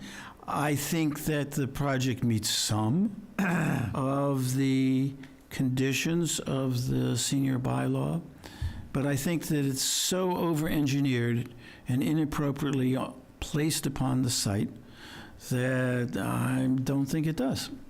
So I would vote for, I would incline to vote it down for that reason, too. Okay, and at this juncture, rather than have you vote on the motion, let's ascertain whether Robin Stein is back. She is. Oh, okay. Did she want to say something? We don't see her, but, She's on the far side there. oh, there she is, okay. No, I just wanted to make that recommendation that I think it makes sense to let everyone finish their comments before the board takes a formal vote. The formal vote on the motion. Okay, I just stated my inclination. So, okay. So then after every board member has spoken, we will then go and actually vote on that particular motion. That's your recommendation. I don't think it alters the format in any material respect. I do note you had a copy of that, so it does come at a kind of a late date. But thank you, Bill. Rick, why don't you see how you do on your time? And I say that in jest. Okay, so I think I'm going to take about an hour, so you guys might want to stop and get some coffee, so, no. Okay, so I You didn't want to scare make me. sure. You didn't scare me. Marnie, I just want to make sure that I'm following the format correctly. So I'll start with the 8.2.31 board findings, That's true. 1 through 7. Yes. Okay, good. Okay. Compatible with adjacent land uses. As I stated earlier when we were reviewing a prior section of 8.2.1 purposes, to be truly compatible with adjacent land uses, there would be nothing going up there because right now that's undeveloped land. And the other land uses there are single-family homes that conform to the underlying zoning that currently exists. So, concentrating 50 units on, and I want to clarify this because I've heard of various people say 16 acres and 14 acres. I thought it was 16 acres with 44 acres being preserved, but I may be incorrect. Does somebody want to? I can tell you what happened. It was originally 16 acres, and because of some engineering that was done, the amount of impervious surface was reduced, so I think they're now calling it 14 acres Okay, instead good. of Thank you for that 16 clarification. acres. Okay, concentrating 50 units on 14 acres out of the 60 acres of this site, while permanently protecting 42 acres with the majority of the units not visible from Tobacco Road, retaining the existing farming operation, and providing legal access to walking trails is as compatible as a development under the senior housing bylaw could be given the existing residential uses in the immediate area. Item 2, 8.2.31. So you make your finding that you find the application satisfies that finding? Yes. So 8.2.31.2, impact. This will have a significant impact on the land and the neighborhood. However, I'm reading a strict construction and using the prior criteria that the planning board has used for two prior developments at Patton Ridge and Canterbrook. It meets current federal, state, and local requirements to mitigate air, water, dust, vibration, and storm water runoff as confirmed by our peer review engineering team. So I think this is the, this is the most concerning is the removal of a significant amount of the ledge there and the trucking that goes with it. But that is the impact of the development that I can live with. So I'm fine with that happening. So I approve that. Safety. As verified by our peer review team and the Hamilton's Fire and Police Services, the proposed project provides a safe and convenient access to the site and structures, pedestrian vehicle traffic flow, and control and access to fire and emergency services as defined in our bylaw. So I find that it does overall meet the criteria required of 8.2.31.3. Public services. As confirmed by the Hamilton DPW and our peer review team, the proposed project provides adequate capacity for public services and utilities such as water and septic. So I find that it does meet 8.2.31.4. Visual noise and buffering. The project under construction will have significant impacts on the neighbors in terms of the blasting and trucking, but when completed, will provide ample visual and noise buffering of the development from the 4 abutting properties, with only 2 of the proposed 50 units visible from Chabaco Road once the project landscaping is completed. So I find that the visual and noise buffering requirement under 8.2.31.5 is met. Open space. The proposed project is, I believe, an outstanding example of development preserving 42 acres of permanently protected open space, creating legal public access to trails, and retaining the local farm operation. So given the requirements of 8.2.31.6, I believe that the project as proposed meets the requirement of that section of the bylaw.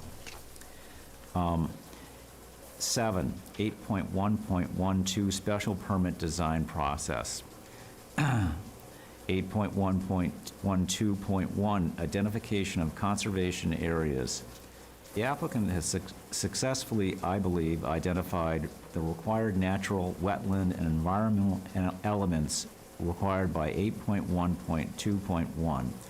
This is further confirmed by the support of and approval of the Hamilton Conservation Commission and the State Executive Office of Protection's requirements to identify and protect all environmentally sensitive areas.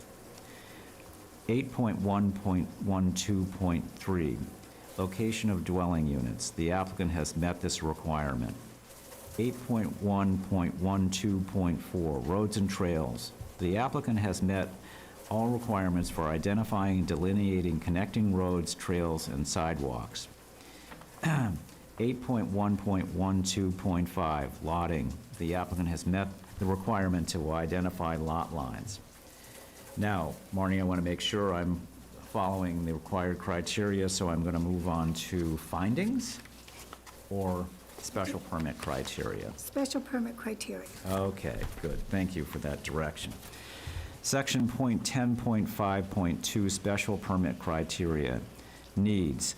Social, economic, or community needs served by the project. The state and the town and the state of Massachusetts face a serious and worsening housing shortage.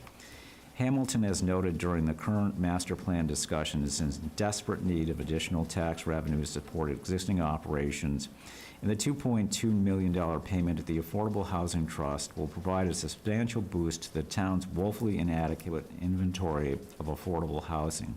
So I believe that the needs section outweighs the adverse impacts. 10.5.2.2, flow and safety. Traffic flow and safety.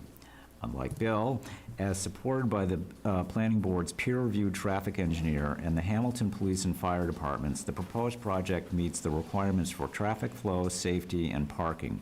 Therefore, I believe it outweighs the adverse impacts of this project.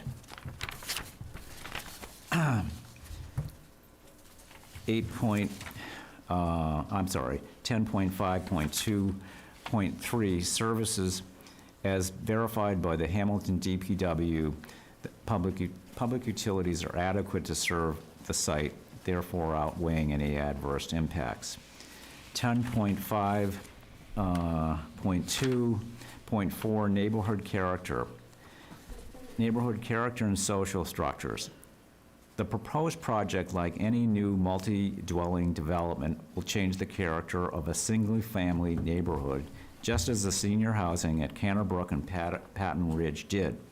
Given the vast majority of the project will not be visible from Chabaco Road, be comprised of individuals over the age of 55 with no children, there are only 4 houses in the immediate vicinity of the proposed project, and as noted by the Planning Board's traffic engineer, there will not be a significant increase in traffic trips on Chabaco Road when the project is complete. Therefore, it will not adversely impact the neighborhood. Socially, finally, given that 42 acres of the proposed 60-acre parcel, including the farm, along with the creation of legal public trails and parking, will be a benefit to the neighborhood and the town, and therefore I believe they outweigh the adverse impacts. 10.5.2.5, environmental impact. Construction of the proposed project will have a significant impact on the topography of the 16 acres of the proposed 60-acre parcel. but more importantly, the potential impacts of blasting, construction, and occupancy of the project on water quality, groundwater flows, and stormwater drainage have been exhaustively peer-reviewed by civil hydrology and geohydrology engineers. And given the project's preventative and remedial measures, they have found there will be little or no long-term detrimental environmental impacts. So therefore, I believe it outweighs the adverse impacts of the proposed project. Section 10.2, fiscal impacts. As discussed and agreed to by, I think, the majority of the board, the financial impacts to the town are substantial, with the project estimated resulting in $350,000 in permitting fees, $750,000 residential tax revenues, and $2.1 million payment to the Affordable Housing Trust. If built, this will be the single largest contributions in fees and taxes revenues at a time when the town is facing the prospect of a series of property tax overrides to meet the needs of school and town operations. At the time, the town is facing the prospect of $30 million in capital infrastructure needs and consolidating its elementary schools through new construction. This project, I believe, is key to long-term financial sustainability of the town and stabilizing the tax rate. Therefore, I believe it outweighs the adverse impacts of this project. So, what are we on to next, Marnie? Chapter 48, Section 9. Which is,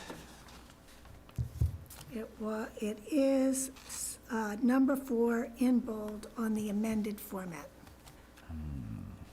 I'm sorry, you'll have to explain that to me, because Do you have the amended format in front of you? yeah, I do. It's on the second page, item number 4, under findings and special permit criteria. Oh, okay. Okay, thank you. Okay, so, that item.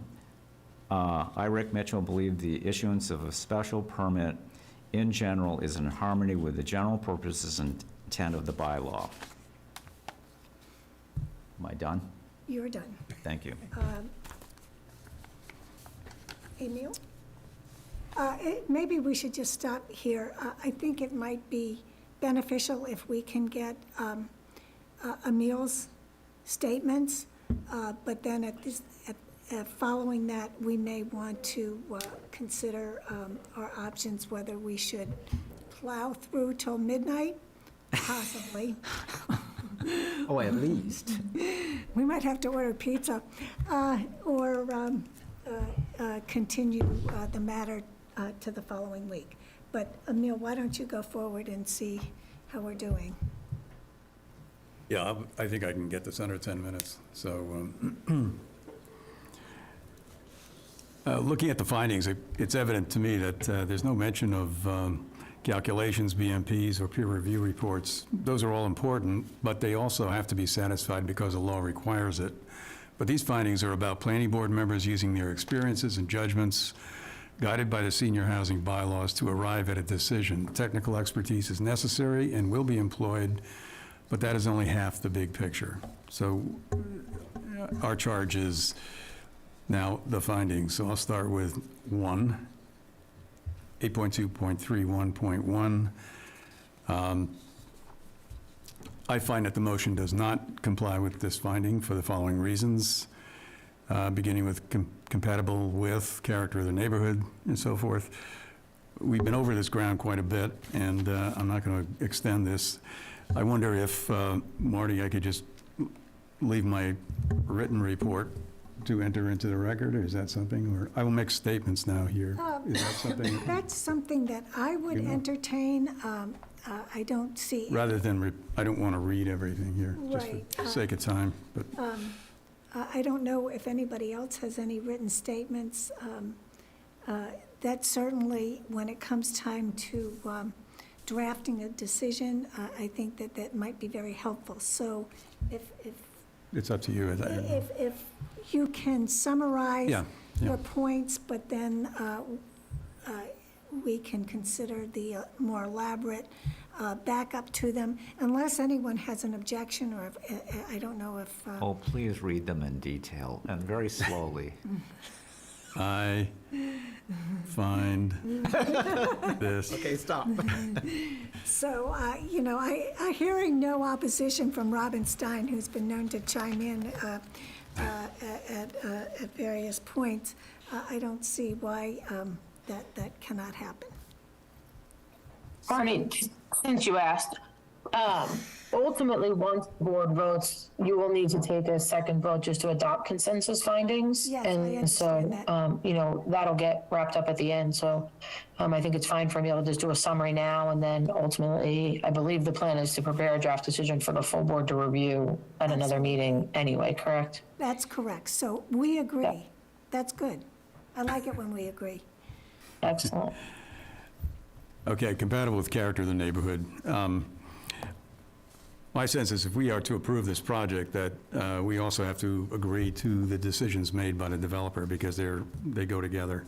And I find this development to be in contrast with, not compatible with the neighborhood's rural landscape and housing forms and patterns. It's not that you can't do anything close to the character of the neighborhood. It is that given all the choices made by this particular development, he made it impossible to do that. And I still maintain that they're using more creative techniques. There could have been a way to, at least some of that site, make it certainly better or more attractive to the neighborhood. There was no attempt to even try to do that. So that's one. And we talked about what it means to be rural. I mean, this is a relatively easy thing to do. That having gone through a couple of studies, rural to urban continuums, when you try to determine what is the best project for a particular area, there's a number of ways to look at that and measure all the elements that are composed within that. So if you want a rural landscape, you're going to use swales and not curbs. If you're going to do, if you want to do a rural street, you have random planted trees, are rural and geometric. So this is nothing about the houses. This is really about all the elements that go in to make something rural. So it is not necessarily, it isn't at all impossible to do something that had been at least an attempt to make this more compatible with the neighborhood. One thing that is impossible is this area of town is so dark, there are no streetlights out there. Nighttime light is going to be quite striking, because the lighted, even though they demonstrated in their photometric charts that the light trespass isn't going to happen on the streets, on the ground, there's going to be glare coming off the hill because of the streetlights, because of some type of lighting, I'm sure, that will be on the buildings. And when you have that dense concentration of buildings, that's going to be a lighted hilltop surrounded by darkness. So it's like a, you see it with automobile sales places. They just brightly light everything. It's not lit to that level, but the idea of glare is really, it's a measurement of what's adjacent to it to evaluate how intense that glare is. So that almost certainly will be the case there.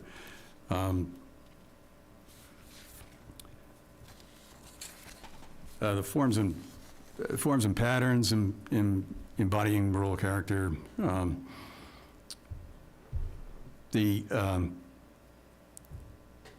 the comment before is that anytime you want to try a new type of development like cluster housing, that it, of course, is not going to be identical. And I think that's really not the point here, that doing a house that tries to keep as much land undisturbed, you can do the cluster housing, I think, very easily on a site and make it blend in, as opposed to stand out on a hilltop like this. But some of the recommendations: you shouldn't build on ridgelines or hilltops. Trees should not be removed in their entirety. Connection with the neighborhood by minimizing disturbances. Structures and roadways should be retained. I don't think there was even an attempt on this project. I think the idea was, well, we're going to maintain the open space and the farmland. Therefore, whatever happens on that developed portion of the land, we can do. So as mentioned, maybe there was a license they felt was there. But I think, again, it could have been done, and it should have been done in this situation. Chabaco being a scenic roadway. Actually, all these buildings, it's going to be more than 4. You're going to see every building up to the crest of the hill there, and you're going to see all the lighting fixtures. It's going to be a wide road. Jonathan referred to a causeway at the entrance because that raised street and sidewalk area will be several feet above the adjoining areas. And the sheer cliff at the entrance will be quite visible. And if they have to cover it with a protective device to just prevent unsafe rockfall as a safety measure, how's that going to look? Number 2, 8.2.31.2, mitigate impact to abutting land and natural resources by reason of air, water pollution, noise, dust, vibration, or stormwater runoff. I looked in the senior housing bylaw rules and regulations on general compliance, and which refers to the rules and regulations.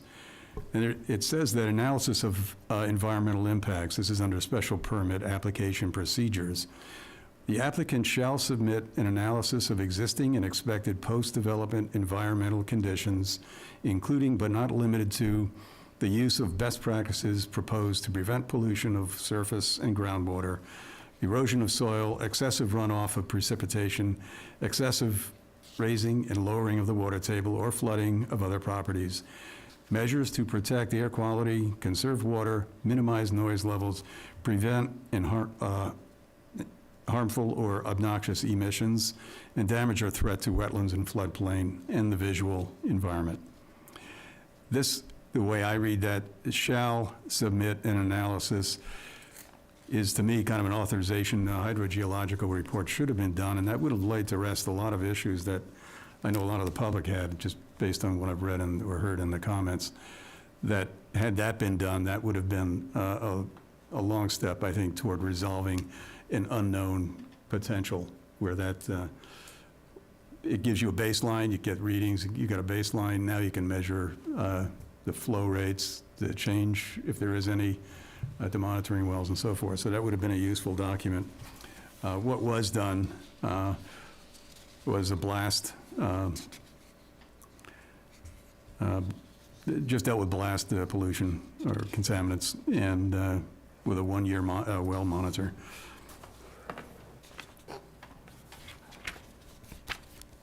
Noise, dust, and vibration, well, we've been over this a lot, and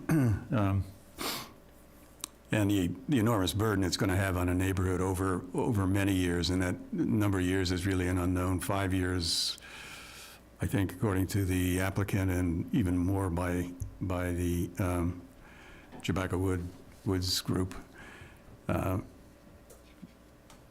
But the part of this that may be for the town a problem is in perpetuity, the town may be called on to maintain some of the well monitoring and so forth. Because of the high maintenance levels on this particular site, I guess it was the peer reviewer who mentioned that the town probably would have to take over participating in that monitoring at some level. To make the site buildable to satisfy the applicant's design, construction will require decimating the 14 acres of natural and scenic resources, bringing this hill into buildable form. In other words, he chose a site where he's going to destroy the 14 acres just to bring it into a buildable form, leading to 177,000 cubic yards of rock, half of which roughly gets removed from the site, the other half crushed and left in place. Abutting properties over the course of that 5 years will have to endure all the above types of pollution from dawn to dusk. I think it's 7 to 7, 7 in the morning to 7 at night, 6 days a week. Light pollution I touched on before. Dust from products, they talked about PVC, maybe siding, fly ash, mineral fiber, whatever they use. They all require respirators.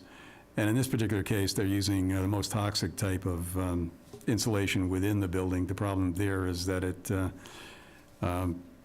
if it's not actually put in perfectly, it gives off gases that many people are allergic to, and it would cause them to react to those gases. So the water pollution and stormwater runoff, talked last time about the storm runoff because we have roughly 9 acres of pervious land on top of the 14 acres that will allow water to be absorbed, go straight down through the rock, hit the ledge. We don't know where it's going to move because the rock isn't right now, until it's blasted, you're not going to know what the shape of that ledge is. So it could go in any direction. And all of that's outside of the BMPs, it's outside of the rain gardens. It's all excess water that has to go downhill to the wetlands. Again, high maintenance, low resiliency. Number 3, pedestrian and vehicular safety. The safety issue on 8.2.31.3, I find the motion does not comply with this finding for the following reasons. We've talked about steep slopes rising 50 to 60 feet above the entrance.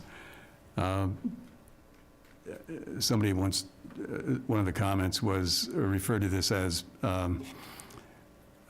potential energy as opposed to kinetic energy, and that's exactly right. With the problem with steep slopes is you get water, in this case, up contained there. Under the forces of gravity, it's going to eventually come down, so it's kind of it's a held energy that's going to get released at some point. And the problem is ignoring the site-sensitive design recommendations. They had to build to maximum allowable gradients on the road, 1 to 10, lawns 1 to 2, and perimeter slopes all 1 to 2 pitches. Aging in place, again, we've been over that before. ADA standards are not required anywhere in the site, but for aging in place, it would have been, I think, a beneficial thing for them to do. They're not obliged to do it. They should, but not obliged. But you can hardly call it aging in place then, whatever you're building. Senior housing would be fine. They're not barrier-free, interior or exterior. The capacity for public services on 8.2.31.4, I find the motion does comply with this finding, just with one comment. This recent Dewberry report in June 2022 has some kind of alarming news about the Ipswich River Basin and potentials there, one of the endangered rivers, I guess, in the U.S. And the town is now scrambling for additional water supply. So that, from what I understand, the thinking was to eventually use this portion of Hamilton perhaps to as a source for drinking water. Number 5, so 8.2.31.5, I find that the motion does not comply with this finding for the following reasons. This is visual and noise buffering of the development.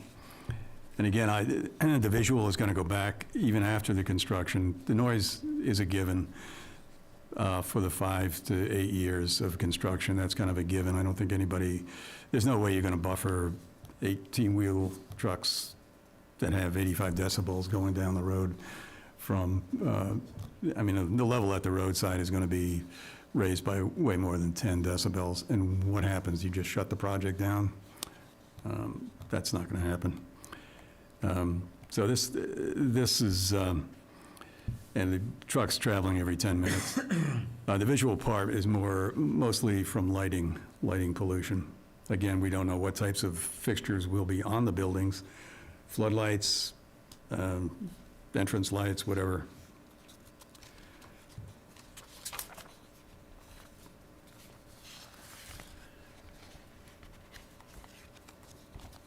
Yeah, the rock crushers, there was some, it wasn't really clear to me, the rock crushing position.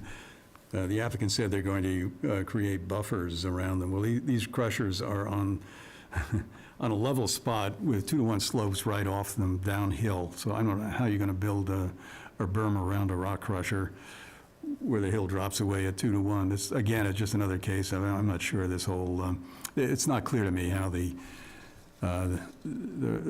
rock management or construction management process is going to turn out on this one.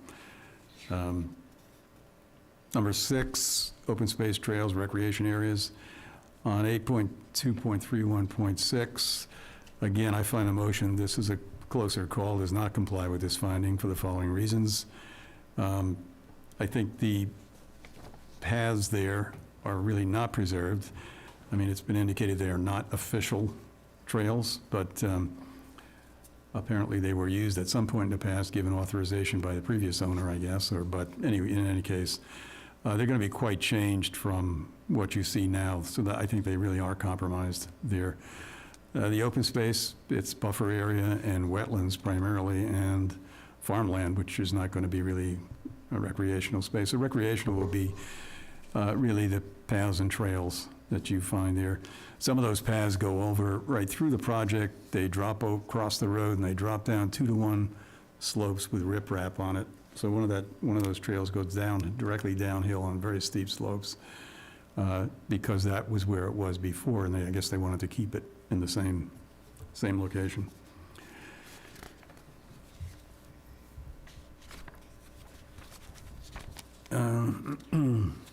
Number 7, 8.2.31.7. This is back to 8.112.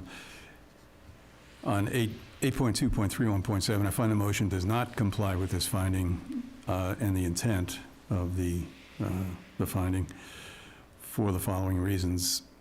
I'd concur with everything that Jonathan said. It really begins here and with site-sensitive design. And had that been done, this would be in a very, very different position and have a very different look to it, I think, this whole project. But it is there, and it's just cross-referenced in so many places that it's something you cannot ignore.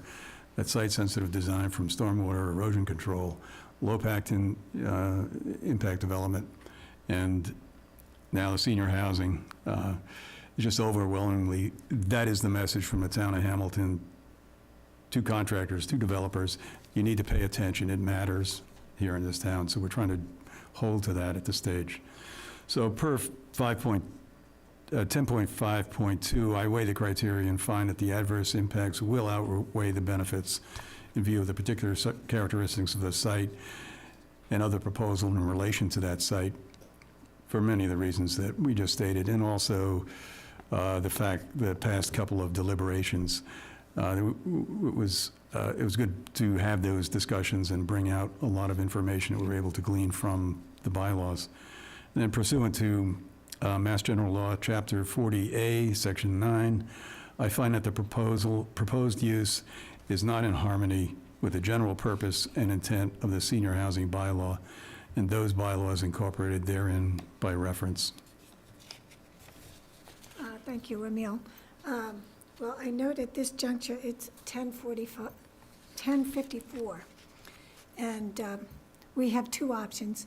We can continue this procedure for a week until September 20th, at which time we will also have to consider the storm water management permit application, or we could plow through and try and conclude the procedure that we've now undertaken this evening.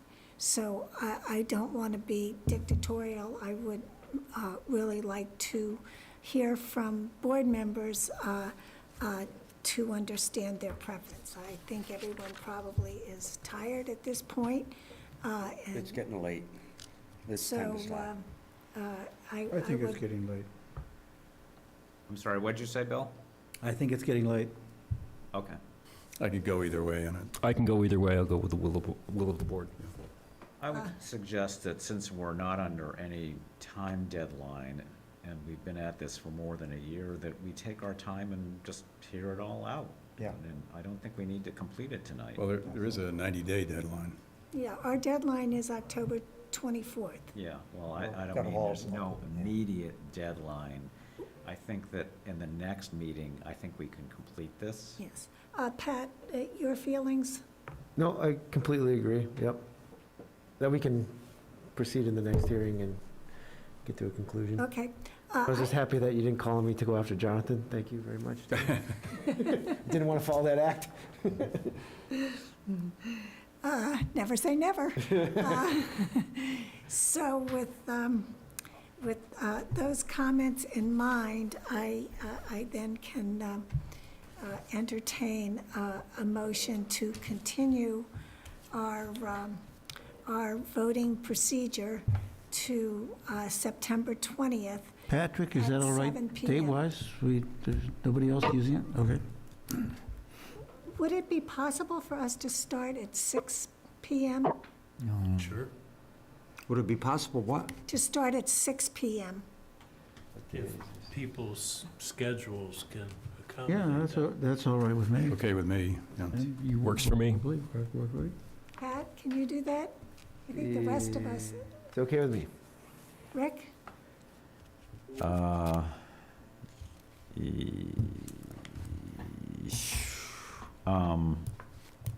Yeah. No dinner for me. I haven't had dinner. Well, you're a better human than I am.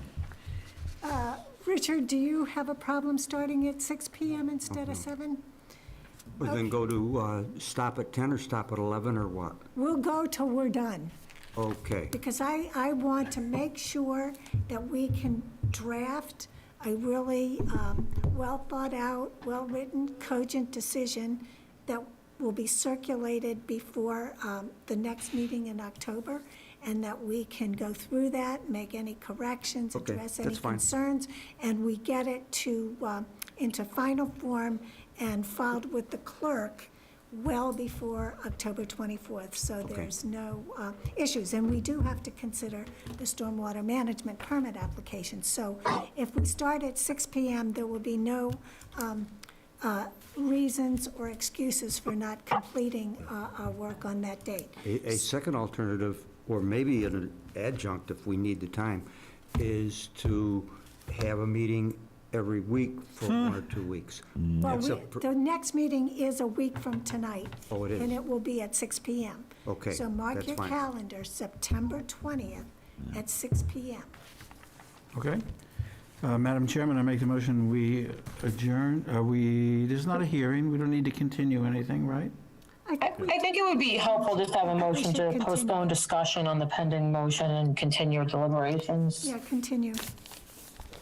Continue deliberations.